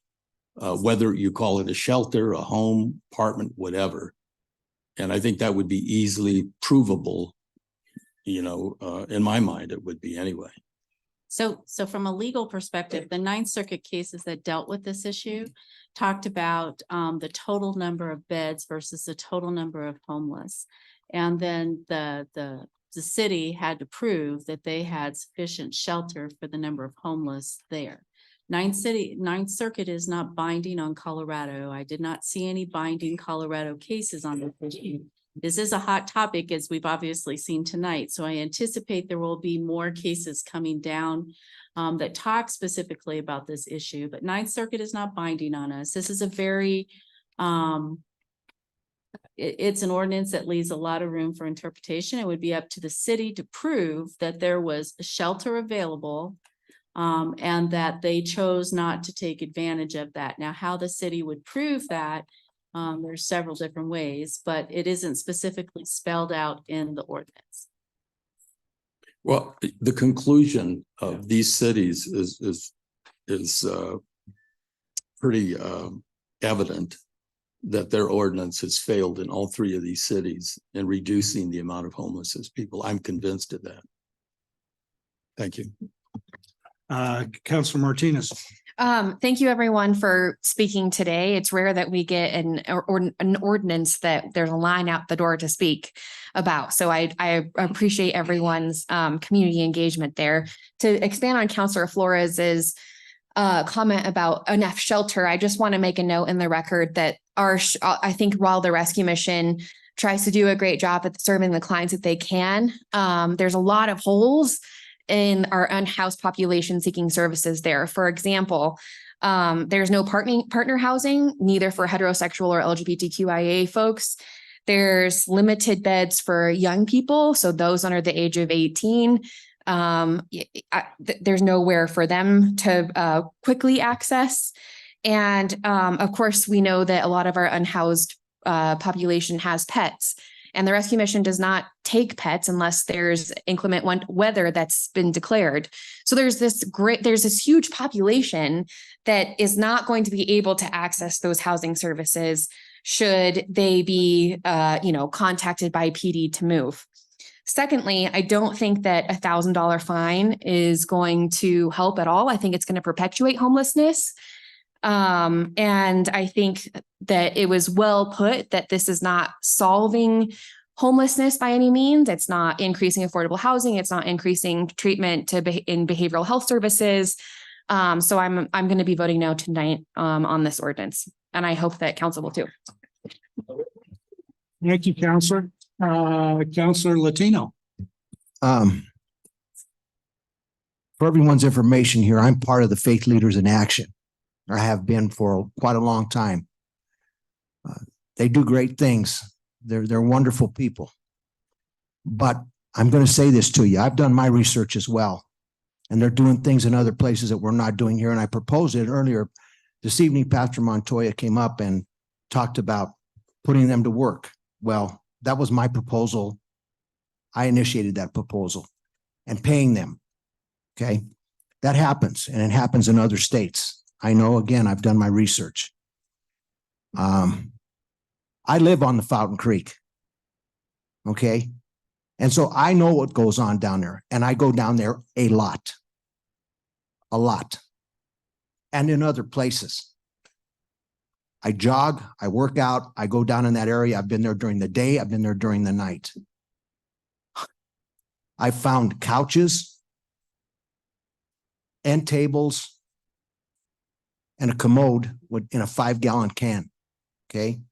Understand this. I have a compassionate heart, but we're not helping people because they're not helping themselves. And we can put them to work.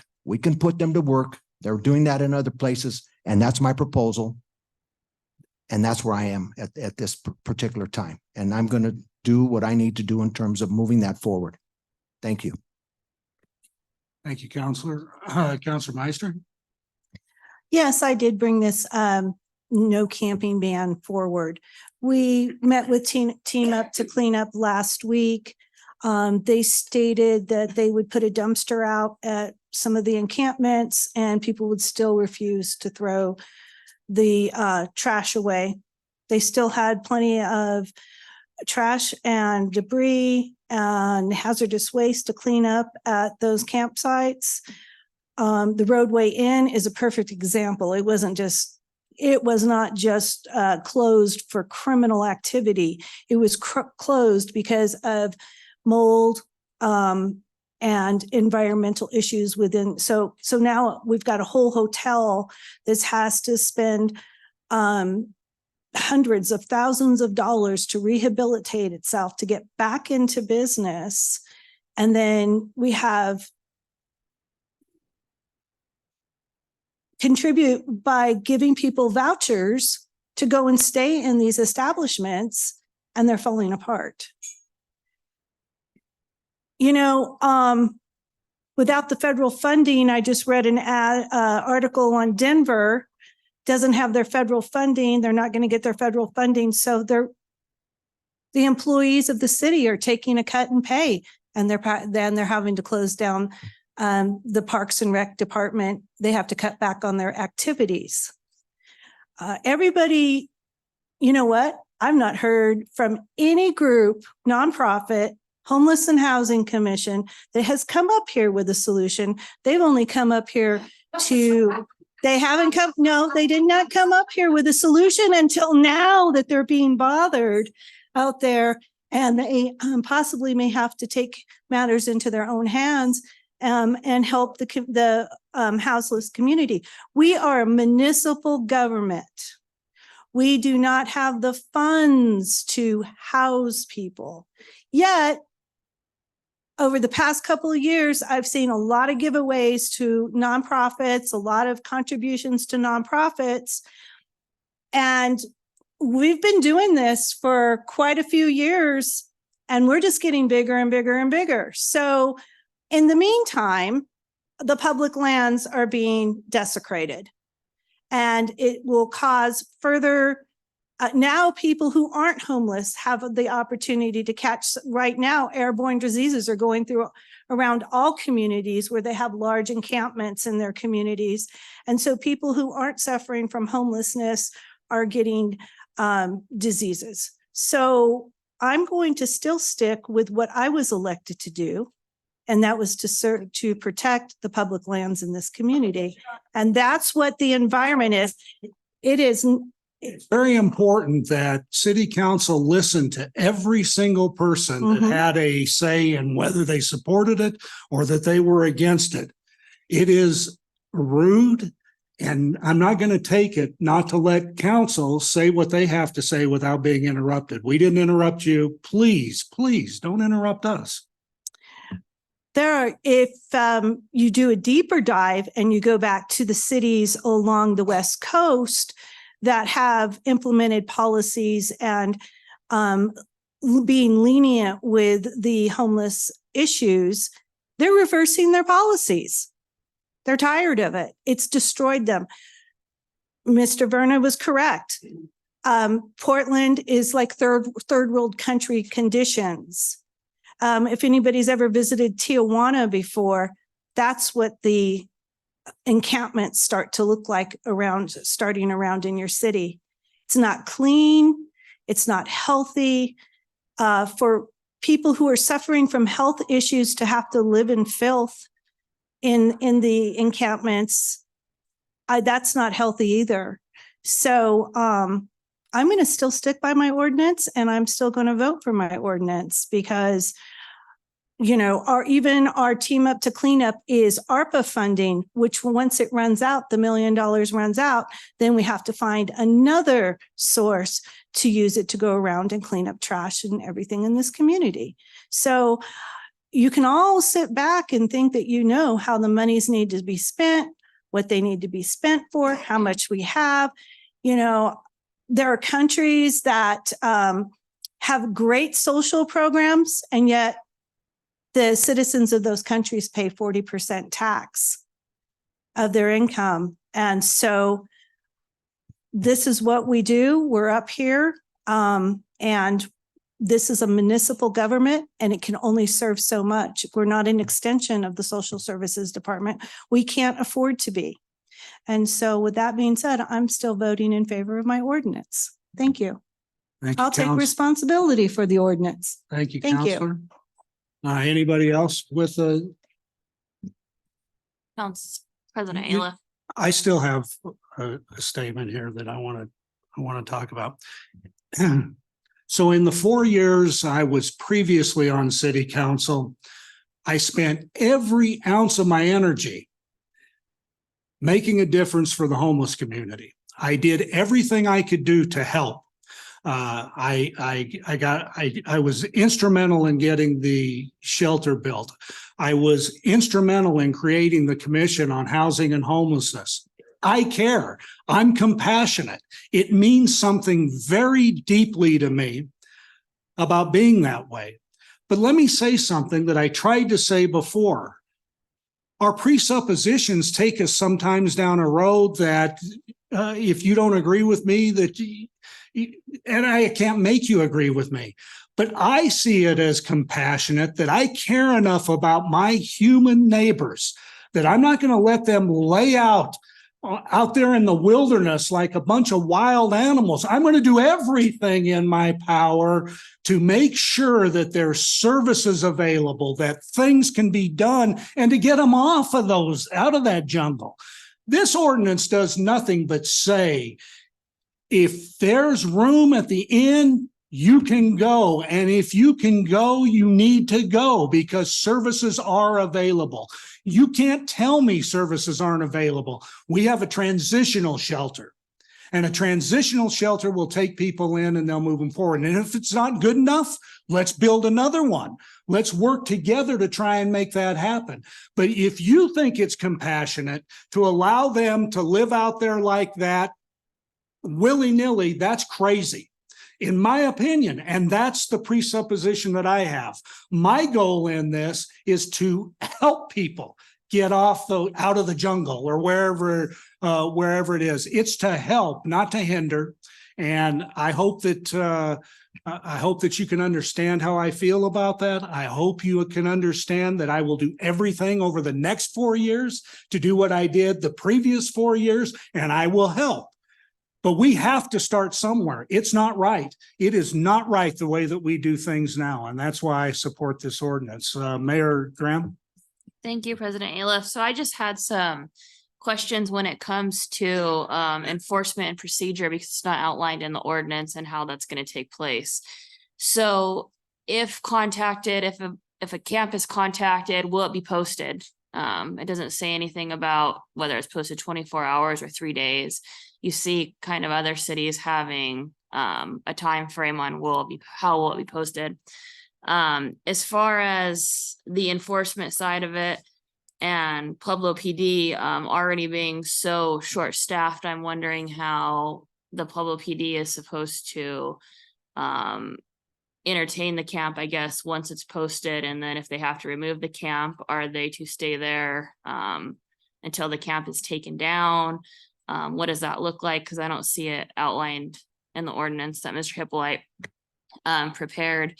And then the shelter bed versus the head count, is that also going to be something that the police department is going to have to call every time they're going to coming up on a camp, I guess? So I'm just looking for some clarification because it's not listed within the ordinance parameters on how the enforcement piece of this is going to work, and it will be up to the Pueblo Police Department to be calling the shelter every night.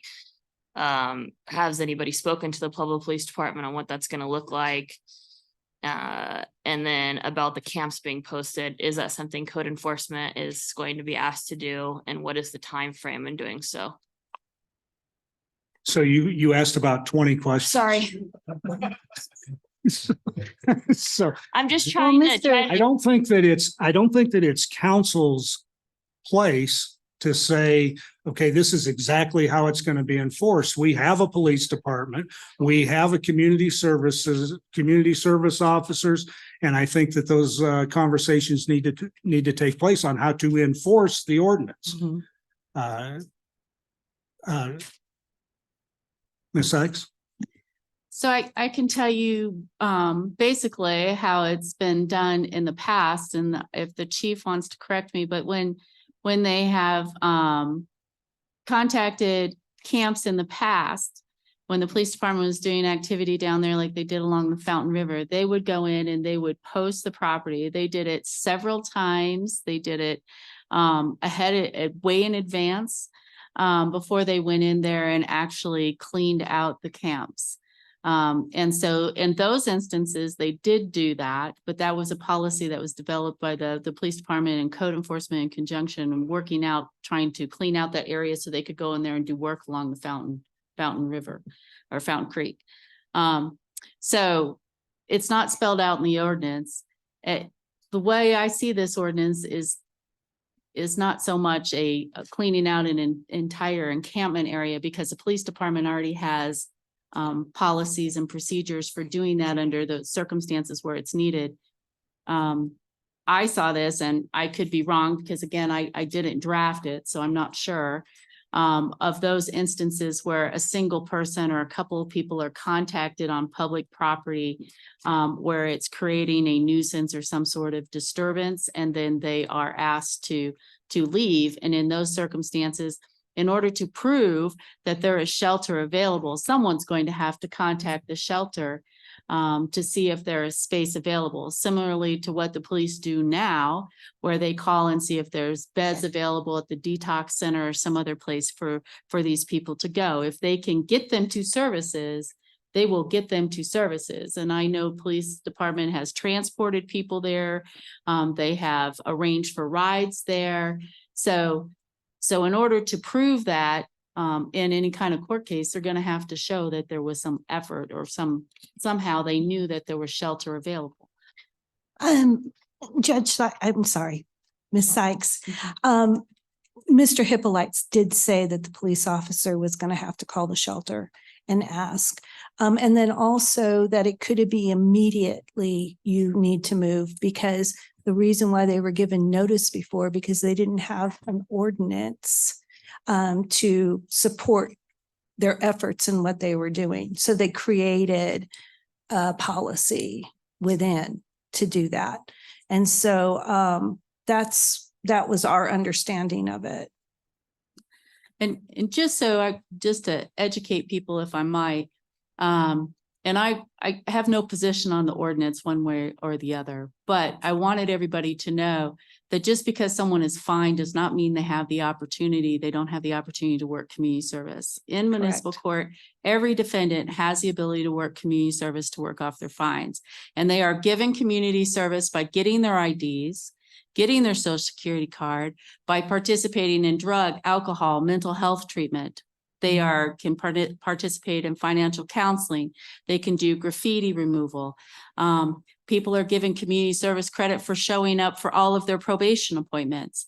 So there are ways for them to work off their fine that is community service. And if they don't have the ability to do any of those things, then they can come up with their own ways and their own community service that can be approved by the court. And so I would encourage the groups that are here to reach out to municipal court probation and help with those programs, because you guys can assist them in getting their IDs and their social security cards and enable them to work. Because I can tell you that is one of the biggest hurdles that we deal with within the court system, is getting those services for people. And so I just wanted to put that out and educate everybody on that as well. Thank you. Counselor Latino. I want to say just a few more things. I walk and jog in that area where I live. And I live in that area, as I said earlier. At night, I hear gunfire. Boom, boom, boom, boom, boom. I go down there and I see the fire marshal. He comes down there with his crew from the fire department. I said, "What are you doing down here?" He said, "Mr. Latino, we're trying to make sure that they don't drown, because they get so high on drugs and things that they're not sure what they're doing. So we come down here and check all the time." So folks, again, I have a compassionate heart, but we need to think beyond where we are as it relates to that. So I'm where I am with that. Thank you. Anybody else? Mayor, did you get your questions answered? Yeah, kind of. It's kind of.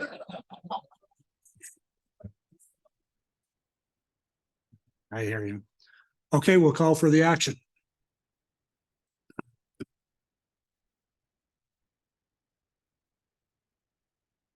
Mark Ayla, Yes. Dennis Flores, No. Roger Gomez. Yes. Joe Latino, Yes. Regina Maestri, Yes. Sarah Martinez. No. Motion passes 4-2. Okay, Madam Clerk, R1. Item R1, an ordinance approving and accepting an ARPA/SLRF and State Multimodal Option Program Funds Grant, Pueblo Vanpool, award number 24-HTZ/HTD-00125/4910003385 and applicable conditions pertaining thereto between the City of Pueblo and the Colorado Department of Transportation, establishing project number PT 2402, budgeting and appropriating funds of $400,000 and ratifying the mayor's signature on same, introduced January 22nd, 2024 by Councilor Sarah Martinez. Thank you, Madam Clerk. We have a staff report. Yes, sir. Good evening, Mr. President, members of council, Mayor Graham. So this ordinance is long and well rooted. It started off with a series of meetings between the HR managers out at the industrial estate on the airport side and out on the southern industrial estate, along with some PEDCO representation from Shannon Baker. Essentially, their issues they were running into is they have a ready populated workforce, but they can't get them back and forth to work because they don't have reliable transportation. We as a transit agency can't run those hours because I'm federally mandated that if I'm going to run a bus somewhere, I also have to run complimentary paratransit. And the federal funds and the federal allocation just doesn't exist to make that possible. So we applied and were granted this combination state and federal multimodal grant, which will allow us to hire a subcontractor to run our complimentary van pool operation, because the largest obstacle we're facing with is an hour window. Everybody who works out there are working 12-hour shifts, and we just don't possess the employees to drive that many hours with a CDL to move them in a bus on our own anyway. And that's what this ordinance is, and that includes staff reports, and I'll take questions.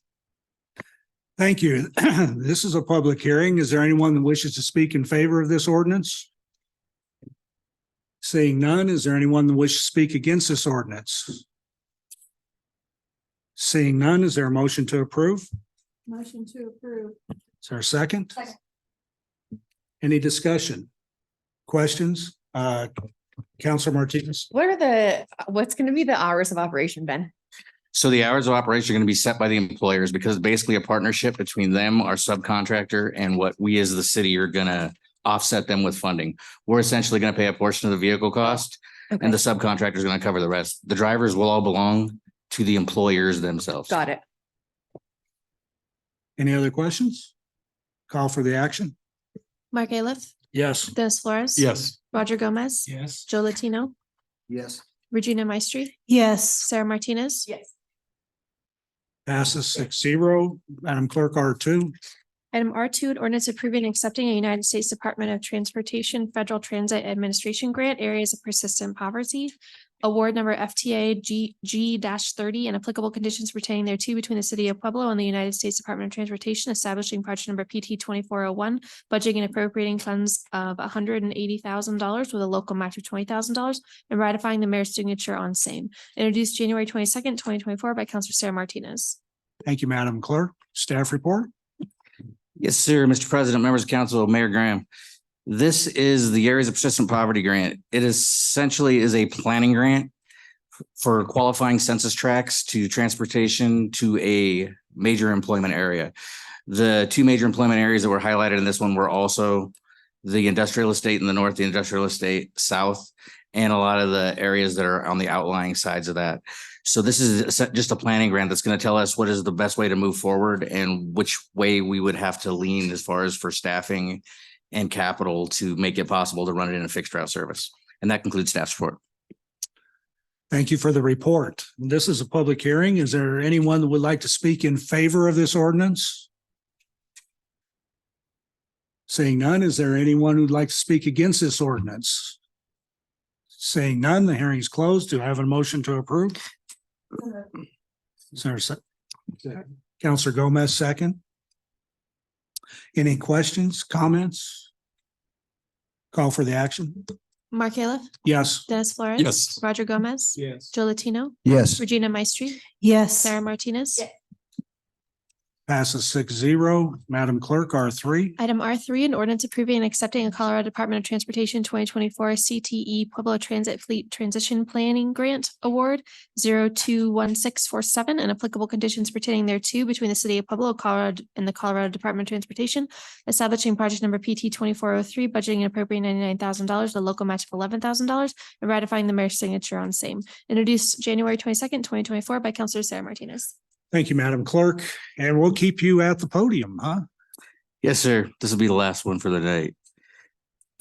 This is the first CDOT CTE transition grant that was awarded. It's a fairly new program coming out of CDOT. Essentially, every federal grant that is coming down now for transit and buses and capital and operating requires you have a transition plan in place to go forward. So you're not just willy-nilly buying whatever you're going to buy to try and make it work. It covers everything from capital to the training program to first responder training, all the way down to employee training. And we hope to get it on board fairly quickly with a lot of the opportunities that are coming down. And that concludes staff support. Thank you. I want to remind everybody this is a public hearing. Is there anyone that would like to speak on behalf of this ordinance? Seeing none, is there anyone like to speak out against this ordinance? Seeing none, the hearing is closed. Is there a motion to approve? Motion to approve. Is there a second? Second. Second by Councilor Flores. Any questions, comments? Call for the action. Mark Califf. Yes. Dennis Flores. Yes. Roger Gomez. Yes. Joe Latino. Yes. Regina Maestri. Yes. Sarah Martinez. Passes 6-0. Madam Clerk, R4. Item R4, an ordinance approving a lease agreement between the city of Pueblo, Colorado Municipal Corporation, and the state of Colorado Department of Human Services for the premises known as Lingoti Sports Complex, introduced January 22nd, 2024 by Councilor Sarah Martinez. Thank you, Madam Clerk. Staff report, Mr. Meyer. Yes, good evening. This is an ordinance that'll approve a lease agreement with the state of Colorado to continue operating Langoni facility. And we've extended the lease period to be made up of a 10-year lease agreement. So we won't have to see it until 10 years from now. That's my report. Well, thank you. I want to remind everybody, this is a public hearing. Is there anyone who would like to speak in favor of this ordinance? Seeing none, is there anyone who'd like to speak against this ordinance? Seeing none, hearing's closed. Do I have a motion to approve? Motion to approve. Is there a second? Second. We have a motion and a second. Any questions? Call for the action. Mark Califf. Yes. Dennis Flores. Yes. Roger Gomez. Yes. Joe Latino. Yes. Regina Maestri. Yes. Sarah Martinez. Passes 6-0. Madam Clerk, R5. Item R5, an ordinance authorizing amendment number 19 to the Agreement for Community Services Planning Administration Accountability Services between the City of Pueblo, Colorado Municipal Corporation, the Board of County Commissioners of the County of Pueblo, introduced January 22nd, 2024 by Councilor Sarah Martinez. We have a staff report, Mr. Hobson. Yes, President Aliff, council members, Mayor Graham. This ordinance approves amendment number 19 to the intergovernmental agreement between the City of Pueblo and Pueblo County, which provides for the administration of the Community Services Advisory Commission, CSAC. The amendment extends this agreement through the end of this year through 2024. And this is an agreement that was initiated in 2003. Both the city and the county have budgeted and appropriated funds for the year 2024. Those funds are in the amount of $490,000 each from the county and from the city. 5% of the cost or that's been budgeted can be used for administration by Pueblo County. That concludes my report, and I'd be happy to answer any questions. Thank you, Mr. Hobson. This is a public hearing. Is there anyone who'd like to speak in favor of this ordinance? Seeing none, is there anyone who'd like to speak against this ordinance? Seeing none, the hearing is closed. Is there a motion to approve? Motion by Councilor Gomez, second. Second. Second by Councilor Maestri. Any comments, questions? Councilor Martinez? Are these yearly, Scott? Are these yearly IGAs or annual IGAs? Yes, this is a annual agreement that's approved on an annual basis. But this is for the agreement for the administration of the CSAC funds. Good. Any other questions? We'll call for the action. Mark Aliff, Yes. Dennis Flores. Yes. Roger Gomez. Yes. Joe Latino. Yes. Regina Maestri. Yes. Sarah Martinez. Passes 6-0. Madam Clerk, R6. Item R6, an ordinance to approve a grant agreement between the City of Pueblo and Health Colorado, Inc. for community outreach to connect community members to community resources and acceptance of $80,000 for program project PS 2402 and authorizing the mayor to execute same. Introduced January 22nd, 2024 by Councilor Sarah Martinez. Thank you, Madam Clerk. Chief Huber. Good evening, council. With me this evening is Assistant Chief Fossey. He won't be speaking for this one, but for the next ordinance, just so that you know why he's up here. He's learning. All right. This first ordinance is a grant from Health Colorado for $80,000. Establishes a project, and that money will go towards salaries to work with the Directing Others to Services programs and improve community outreach. And that concludes my report. Thank you, Chief Huber. This is a public hearing. Is there anyone that would like to speak in favor of this ordinance? Seeing none, is there anyone who would like to speak against this ordinance? Seeing none, the hearing is closed. Is there a motion to approve? I move to approve. Second. Have a motion and a second. Any questions? Call for the question. Mark Aliff, Yes. Dennis Flores. Yes. Roger Gomez. Yes. Joe Latino. Yes. Regina Maestri. Yes. Sarah Martinez. Yes. Passes 6-0. Madam Clerk, R7. Item R7, an ordinance approving an intergovernmental agreement between Colorado State Patrol and the City of Pueblo related to the use of Pueblo Fire Department training facilities and authorizing the mayor to execute same. Introduced January 22nd, 2024 by Councilor Sarah Martinez. Thank you, Madam Clerk. Deputy Chief, we have our staff report. Yes, we do. Good evening, City Council and Mayor Graham. As Chief mentioned, my name is Stephen Fossey. I'm an Assistant Chief at our department. This agreement is between the Colorado State Patrol Hazardous Materials Division and our department. Basically, what this does is the State Patrol has several training props and nowhere to store them. Currently, we have very few training props as far as hazardous materials goes, and we have spaced our training facilities. So we kind of got together and bring their props in and put our facility and train together. And that concludes my report. I'd be happy to answer any questions. Thank you. This is a public hearing. Is there anyone that would like to speak in favor of this ordinance? Seeing none, is there anyone who would like to speak against this ordinance? Seeing none, the hearing is closed. Is there a motion to approve? Second. We have Counselor Gomez made the motion.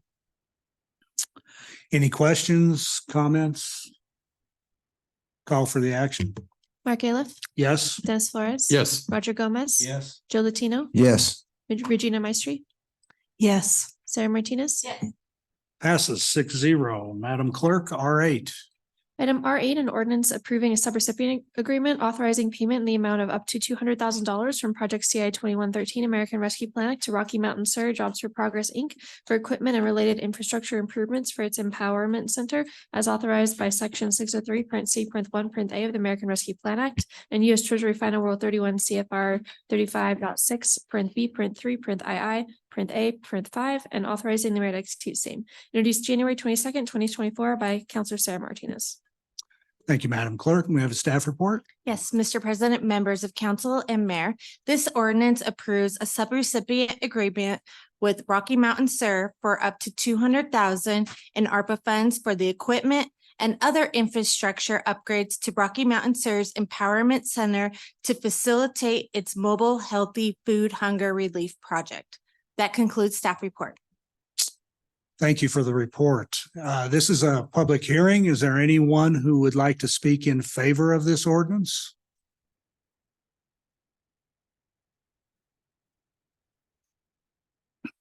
Hello? Brandy Attikai. I am the director of Rocky Mountain SIR Empowerment Center. I want to thank everybody here for being here to support us for the last 5 hours. So a little bit of background with Rocky Mountain SIR.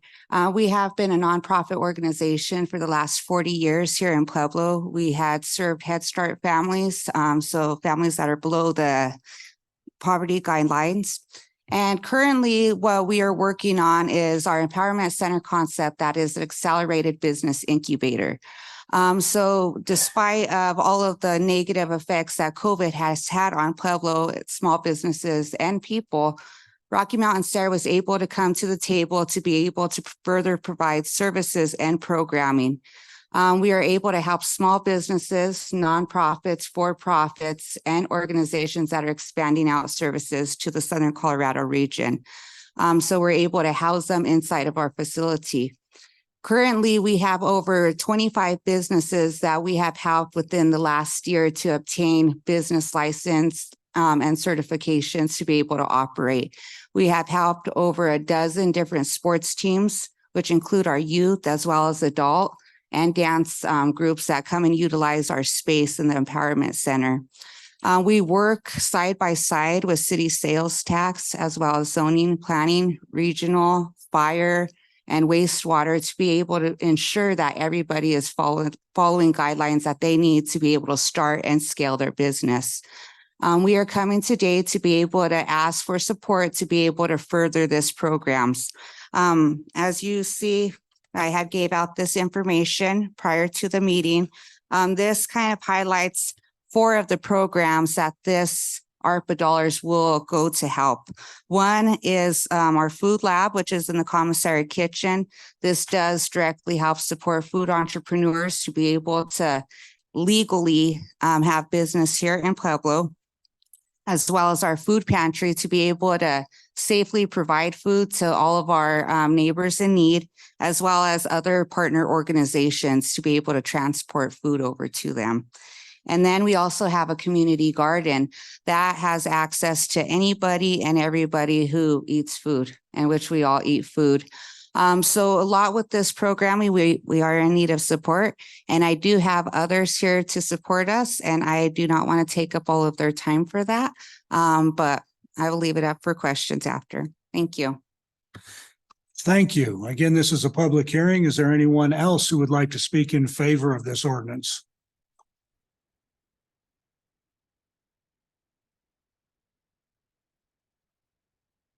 Hello. Good evening, everybody. It is still evening, right? Okay. My name is Cindy Bernal. I'm the Community Outreach Coordinator for EPIC Pueblo, Executives Partnering to Invest in Children. We are one of the community partners that utilizes Rocky Mountain SIR on a regular basis. We have a once a month regular presentation training that is open to the community. We provide education about brain development, early childhood education and child development. And also all of that child growth and development that comes with all of that. We are very fortunate to be able to utilize space at Rocky Mountain SARE. And when we started this 3 years ago, we were averaging about 8 people in attendance a month. Now we are averaging between 25 and 30 that come on a regular basis. And it's not just early childhood educators that come. We have a lot of parents, we have grandparents, we have a number of grandparents that are part of the foster grandparent program from SRDA that has been coming for our trainings. Our trainings are approved by the Colorado Department of Education for those licensing requirements of early childhood educators across the state, as well as for foster parents, for those parents that need to have that ongoing training and education on a yearly basis. Currently, we have 43 different topics that we can present on, and we present on them to a variety of audiences. And so we do have not only those typical folks that you would think, but we also have people coming from Health Solutions, from the health department. We did a training a couple years ago for the entire staff at the DA's office to help them understand basic child development and what's appropriate for parents with children when they enter the system through their doors. So we provide a variety of resources for families. We don't charge for any of our resources at all. And the other thing that Epic Pueblo does to support all of these educational components is we give free books throughout the community. The board pays for those. We write grants for those. And so we provide brand new free books throughout the community, and anyone is welcome to apply for them. They can go to our website and submit an application. We have a book request committee that approves that, looks at them and approves it and decides how much or if the full request can be approved or not. So we have everybody from both school districts involved, Pueblo Community College, we give regular books, the health department, we give regular books. The caveat is that the books are not just to be given and handed out to parents and hope that somebody at home or in their lives reads to them, but that's why we have the educational component. So there's a requirement that they need to attend or schedule a presentation with us, at least 2 during the calendar year to meet that mandate to be able to request those books. So if it weren't for Rocky Mountain SARE to give us that avenue, and we present every first Thursday of the month from 5:30 to 7:30, and we feed them a light supper, and there's no charge. And so we just really appreciate everything Rocky Mountain SARE has done, because not only can people come and utilize our services that we have to offer, but then Rocky Mountain SARE has all of those other community resources right there in the building. It's like a community family resource center that we can refer them to if families come to us and attendees come to us saying we need something else. So I would really thank you tonight for listening to us, as well as I would ask and invite all of you, if you have not visited the Rocky Mountain SARE, please take the time to walk through, and you would be amazed at what is going on in that building, because it's amazing the community resources that are housed in one place. Thank you. Thank you. Is there anyone else who would like to speak in favor of this ordinance? Good evening. How's everyone doing tonight? My name is Shelley Ryan, and I'm one of the clients over at Rocky Mountain. If it wasn't for Rocky Mountain, my family would not be able to eat through the month. I am now a widow. My husband passed away December 29th and left me a single mother of 2. I have a 19-year-old daughter that is planning on getting married this year. She moved out with her fiance, and they cannot make it. They are paying a rent and all the bills, and they both are working. I go there for the food, not just for myself, but to help them make it through their rent and make it through their bills. I go there for my son, so my son can eat a healthy meal. They serve healthy food. Yes, there's healthy food at the store, but have you guys noticed the prices of the healthy food? They are way more expensive than the non-healthy food is. I also go there. They have free cooking classes. I work 3 jobs.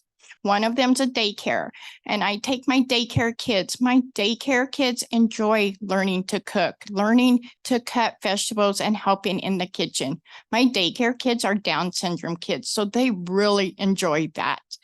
I really enjoy their services. They need this money to continue. I need this money for them to continue. Thank you. Is there anyone else who would like to speak in favor of this ordinance? Yes, my name is Allison Ray. I work in the community garden at RMSCR, and I see them doing not just the community garden, but their kitchen, their food pantry, their basketball classes for kids. There are so many organizations there, and it's really a wonderful asset to our community. So I urge you to vote in favor of supporting them. Thank you. Thank you. Is there anyone else who would like to speak in favor of this? Hi, my name's Kennedy Pugh. I'm a beneficiary of Rocky Mountain SEER. I want to tell you, Rocky Mountain SEER, it is the way it's done. It is Pueblo at its best. It really is, because what happens is the community has really come together. It is about the empowerment of people. That's how it's done, folks. We have our company, Colorado Arts and Artists, that provides the suicide prevention play, that has also provided teaching artists in the community, that helps kids get music lessons and all those things. But anytime you walk through that building, I tell you, you will see kids working, playing basketball, doing music, doing having classes in cooking, people lined up for the pantry, and not just being given a bag of food, but being able to shop through, given dignity, having, there's so many other nonprofits. It truly is the way it should be done in Pueblo, you all. It's about the empowerment of people. That's what Rocky Mountain SEER is about. I beg you to support them in this effort. Thank you. Is there anyone else like to speak in support of this? I would. I'm sorry. It's your turn. It's all right.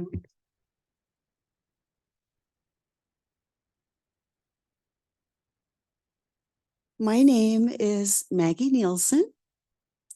Mayor Graham and dear City Council members, as a volunteer working at Rocky Mountain SEER Food Pantry, I meet people of all walks of life from all over the world. We assist not only native Puebloans, but also those who have joined our community from many countries, including Poland, Ukraine, Brazil, Afghanistan, and the Philippines, just to name a few. I have enjoyed learning greetings from their homelands to make them feel more comfortable. We also have a guest who is hearing impaired. I'm blessed to know American Sign Language to offer support. This experience has enriched my life and helped me make connections with so many people who become precious friends. We all need each other. We all need food. In this moment, with your kindness, help us to continue to be generous, to ease a hunger and soothe a spirit. Thank you so much. Thank you. Is there anyone else wishing to speak in favor of this ordinance? Hello. Hi. Hello, everybody. Thank you guys for having me. My name is Tremel Richardson. I represent Southern Colorado Phenoms. We're the youth club basketball organization. Honestly, if it wasn't for RMSCR, Randy, she offered us an opportunity for our club basketball team to host our practices. If it wasn't for her, we wouldn't have the opportunity to have a lot of these youth boys expanding now into youth girls here in our local area, learning the sport of basketball to not only learn how to better improve their skills of the game, but to really learn characteristics from their coaches and leadership, and to really give back into the community starting youth. I know earlier you guys talked about empowering not only the older people, but the youth to really make a bigger impact in our city. And I think it's also really important for us to do that. You know, and wasn't for our MSCR, they gave us a place to really host our practices and really understand what it's like to really combine as a contribute as a community. My youth group has about 30 boys, expanding. So starting there, we're only growing.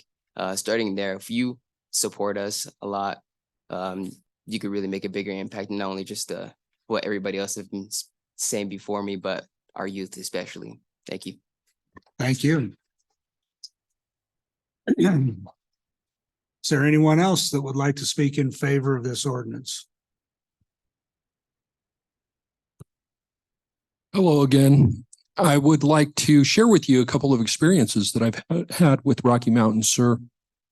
Rocky Mountain SIR, with our 501c3 Southern Colorado Association for Restorative Justice, they have been able to allow us, they've hosted us so that we can have our meetings there. And they have given us a lot of opportunity to bring individuals who need assistance to their facility so that they could get groceries, so that they could get diapers, so that they could get the assistance that they need. This is an organization that I think is absolutely imperative to the health of our community. These are some of the programs that I really want to support here. They've had art therapy classes that were made available there. They have had bike giveaways. They have had tremendous resources made available to the community. And Brandy Atakai serves on many different nonprofits, at least one.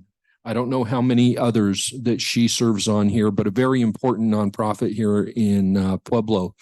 And she has made sure that she is making herself available to the community, not only to community leaders, but to those who need her assistance the most. I will share this with you, and I hope that the judge doesn't mind that I'm sharing this. I asked Dennis Mays to go on a tour over there, and he called me after he had gone on that tour, and he was extremely impressed and very, very happy that those resources existed. So I encourage you, please support this worthy, very worthy organization. Thank you. Thank you. I would like to speak. Is there anyone else who would like to speak in favor of this ordinance? I would. It's not time yet. Oh, okay. I'm sorry. You have to wait till it's done. Okay. Was there anybody else in favor?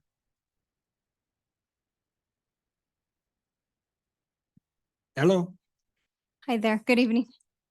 My name is Monica Martinez, and my husband, Mark, and I just recently opened a business housed in Rocky Mountain Sarah building. We started Jace's Place, and it's been almost a year. I think it'd be a year like in March, but we officially opened October. Our mission is to mentor young kids in social skill development, provide that mentorship aspect to them, and also teach basic life skills. We obviously it started out as a dream, and we just wanted to do everything. I work with kids with special needs. I have for the last little over a decade now, and I know the lack of resources we have. That's all we want to do is be another resource, but I wanted to do everything, absolutely everything. My husband reeled me in a little, reminded me I can't do everything, but we could do something. When we came upon, I met Brandy through a friend. She gave us a tour through the building, and it was just a hidden gem. Everything we wanted to do, healthy cooking, we can do cooking classes. They had the ability to, our kids will have the ability to gain those skills through cooking. We have a gym. One of my number one things is get moving. Let's get our kids moving. And we had the open space for a gym. We had just everything at our fingertips. The food pantry, didn't even know it existed until I walked through there. It's amazing though. We just hope that, and right now we only have a handful of kids. We know we're going to grow, and we really just need so much more support from the community, monetarily, of course, volunteers, things like that, but just helping us grow that place because it's such a unique piece of unique building and historical building. I wish that it could just be very well populated. That's one thing I really want to see is the playground full. I want to see just people there, kids there being helped. The resources there are just unlimited and unbelievable. So I won't take any more of your time, but please, just I hope that you help us out. Thank you. Thank you. Is there anyone else who would like to speak in favor of this ordinance?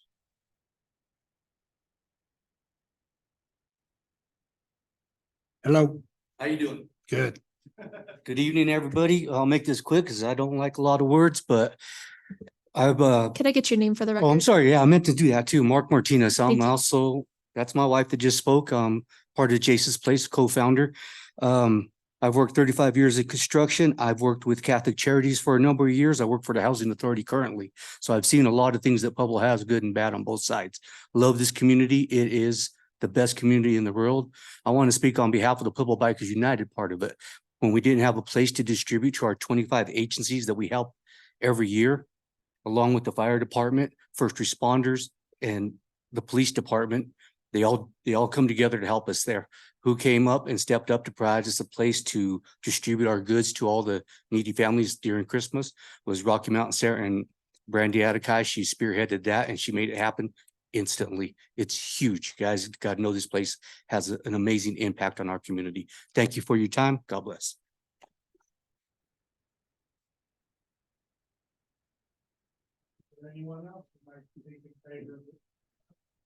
Is there anyone else who'd like to speak in favor of this ordinance? Hello, Hello to you. my name is James Larson and I've been there a very short time. We get trucks in on Tuesday and we help the community like everybody else has said. And we set it up like a grocery store, basically. You go in there, you pick whatever one item off of each shelf unless otherwise said.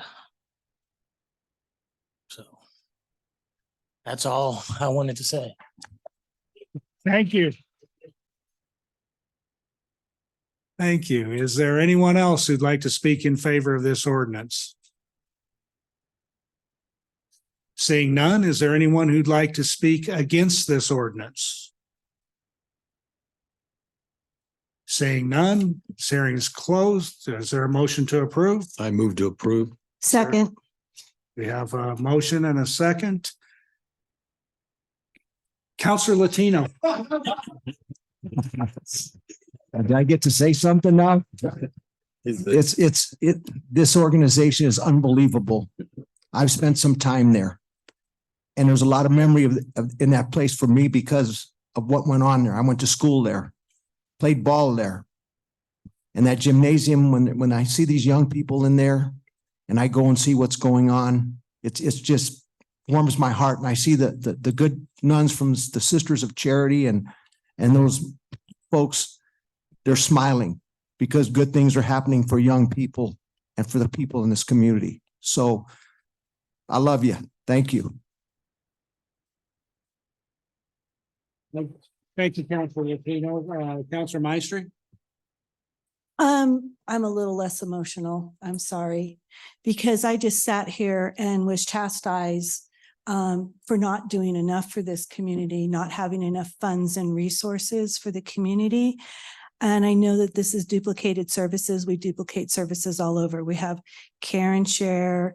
We have the Pueblo Food Project. We have Pueblo United. There's all of these different, and this grant is specifically for another food pantry or to improve their food pantry, to include their kitchen, which we've just invested in El Quinto del Sol through the $1 million ARPA grant that came out of our city funds to do a food kitchen over there. And that's what I mean by, we're all heroes when we're giving resources, but duplicated resources mean additional administration fees. So then you take the pot and you start depleting it. When you start depleting all of these additional administration fees that you pay, that each one of the organizations charge in order to administer the funds in order to get things done. And so, I want the community to really look at the whole big picture of what goes on here.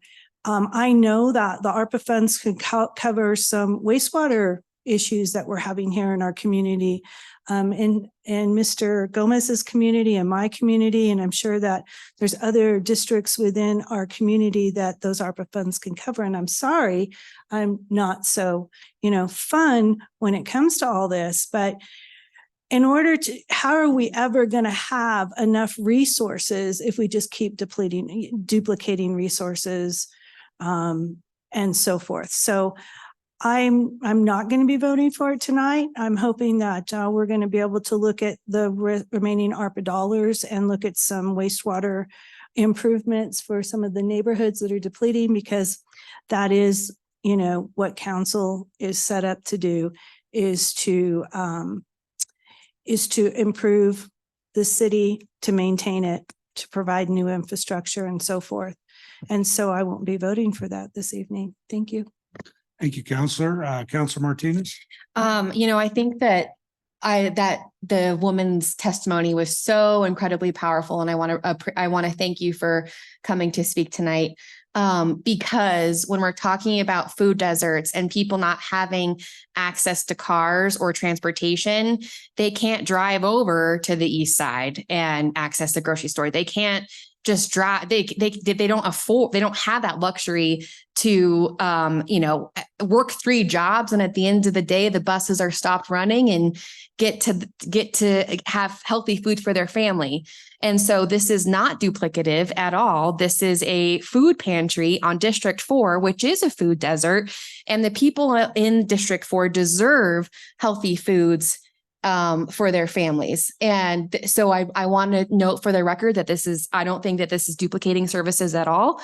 This is specifically for District 4, in District 4, not specifically for District 4 residents, but people who need to walk, people at the end of the day who work 3 jobs and work their butts off to get access to food. I genuinely hope that we can the majority of us can pass this tonight. Please.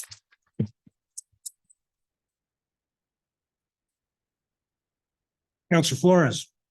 Yes, I didn't think this would be difficult at all, because I know the kind of work that Brandy does. But today I spoke with Dacia Shaw. She is the director in Pueblo of Care and Share, and she paid you a big compliment today, and I didn't even ask for it. But the model is not duplicated at all. The way Care and Share distributes food is that they need, in fact, they have over 40 sites in the city of Pueblo to make sure that every corner of the city is provided food. And this food is free of charge. They charge nobody. They don't ask any questions. And she paid you the highest compliment, Randy, that she thought you were one of the best at what you're doing. And I'm happy to support you, but in no way are you trying to create something new. You're simply trying to provide food to people in your area that really need it. And I'm happy to support you. Thank you. Counselor Gomez? Well, there's some good news in Bessemer anyway. I visited the SoCo Harm Reduction Association program. There's a 14,000 square foot building that they're renovating, and they're going to have a pretty good sized grocery store in there. So my hat's off to them for doing that. If you don't know, they're also going to have a satellite library there as well. So there's some good stuff going on in Bessemer. So I just wanted to make you aware of that. Thank you. Thank you. I have a question on the ARPA funds. The money, this ARPA request is separate from what can be used on infrastructure, correct? Yeah, so this is the bigger pool of ARPA funds. It can be used for some infrastructure projects like broadband, wastewater, What's a third? It's left me. It's too late. I don't remember the third one off the top of my head. It can be used for certain infrastructure projects. I guess the big question here is can you have too many pantries or can you have too many, I mean, we were just talking about this earlier tonight. Is there, we are a community that is like many communities with tremendous needs. And every corner of our city has needs. It's too bad that we don't have a community center like that Seton High School in every corner of the city that is providing services to the people who are struggling and struggling mightily to make things happen. I like the eclectic part of this center because, you know, we're hearing basketball, cooking, all these other, it's literally open to everybody. And it's not a pigeonholed, all you can go there and do is pick up some oranges. You can actually go there and learn a lot of things and make some good things happen. And you know, these ARPA funds were specifically designed and sent to the community for projects like this. I mean, I think that something that helps the community in this way is very, very important. And is there any other questions? Comments? I'll call for the question. Mark Califf. Yes. Dennis Flores. Yes. Roger Gomez. Joe Latino. Yes. Regina Maestri. Sarah Martinez. Yes. Motion passes 4-2. Okay. Regina, you need to declare it. Request. Yeah. I'm going to be recusing myself from the remainder of the meeting. Thank you. Okay. We'll wait till Councilor Maestri leaves the meeting.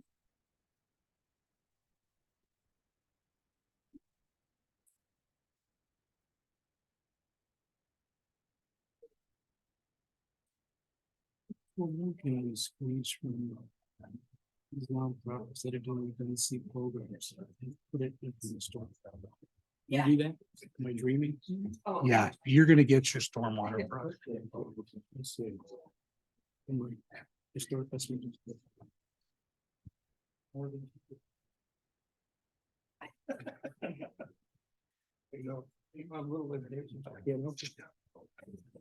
Item Madam S1. Clerk, S1. Item S1, a resolution awarding construction contract amount of $25,707 to Colorado Front Range Roofing for project number 23-162, replace roof membrane on Pope Block Building Generator Room, setting forth $4,293 for contingencies and authorizing the purchasing agent to execute same.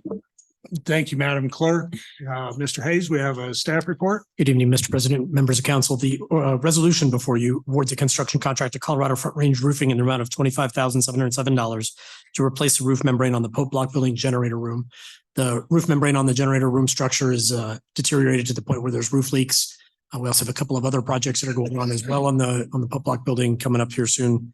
But these funds were set aside by an ordinance by previous council. This is just the culmination of that in the award of this contract. With that, I'll take any questions you have. Thank you, Mr. Hayes. Is there a motion to approve? Second. I have a motion and a second. Any questions? Let's call for the action. Mark Califf. Excuse 1 second. Okay. You're raising your hand. This is a resolution, not an ordinance. Did you sign up? Yeah, I'm afraid that there was no sign up sheet for this one. We did miss that. There was no sign up sheet. That was. Okay, I'll allow you to so come up. simple. Are you for or against it?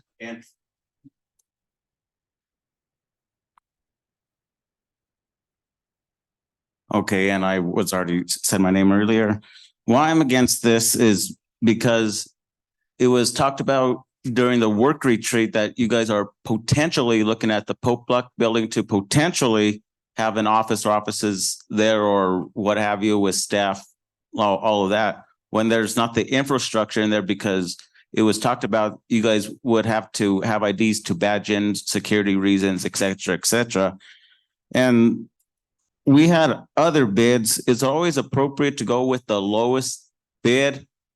And do council members look through everybody that puts the bids in, whether it's 4 companies, 5 companies, 6 companies, and go through Yelp results and everything and see their credit with the BBB and all of the comments that people put on there, whether they're good comments or bad comments right here, because I see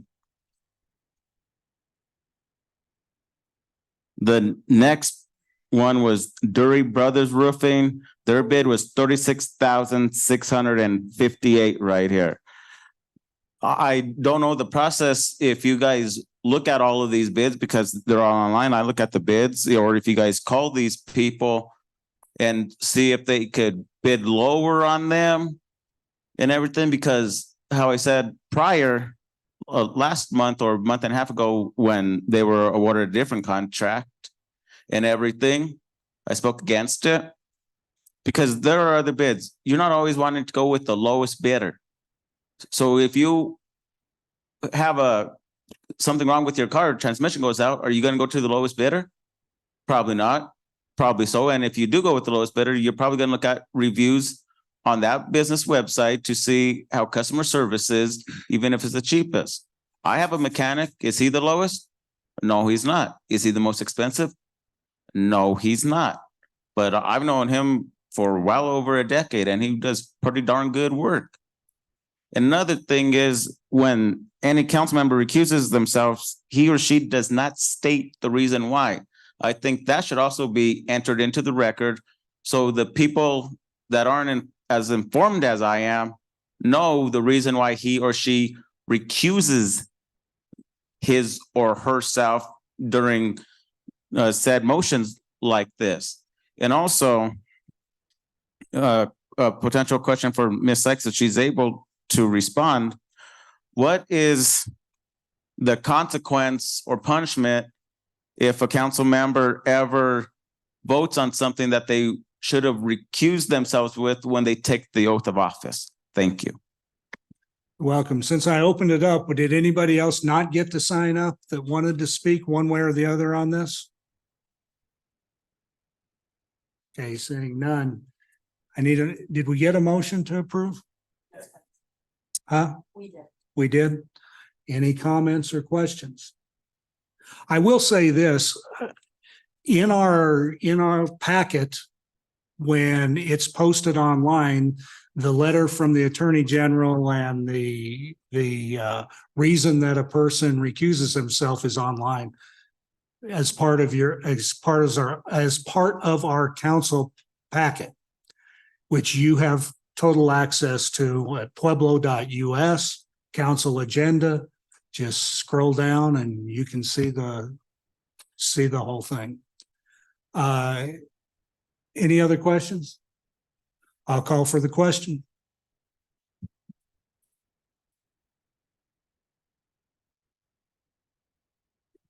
Mark Aliff, Yes. Dennis Flores. Yes. Roger Gomez. Yes. Joe Latino, Yes. Sarah Martinez. Motion passes 5-0. Thank you, Mr. Hayes. Thank you, Ms. Stoller. Mayor, we're adjourned. I'm not leaving. You can stay. I'm staying right here. Are you sleeping here tonight? Yep. I'm sleeping here.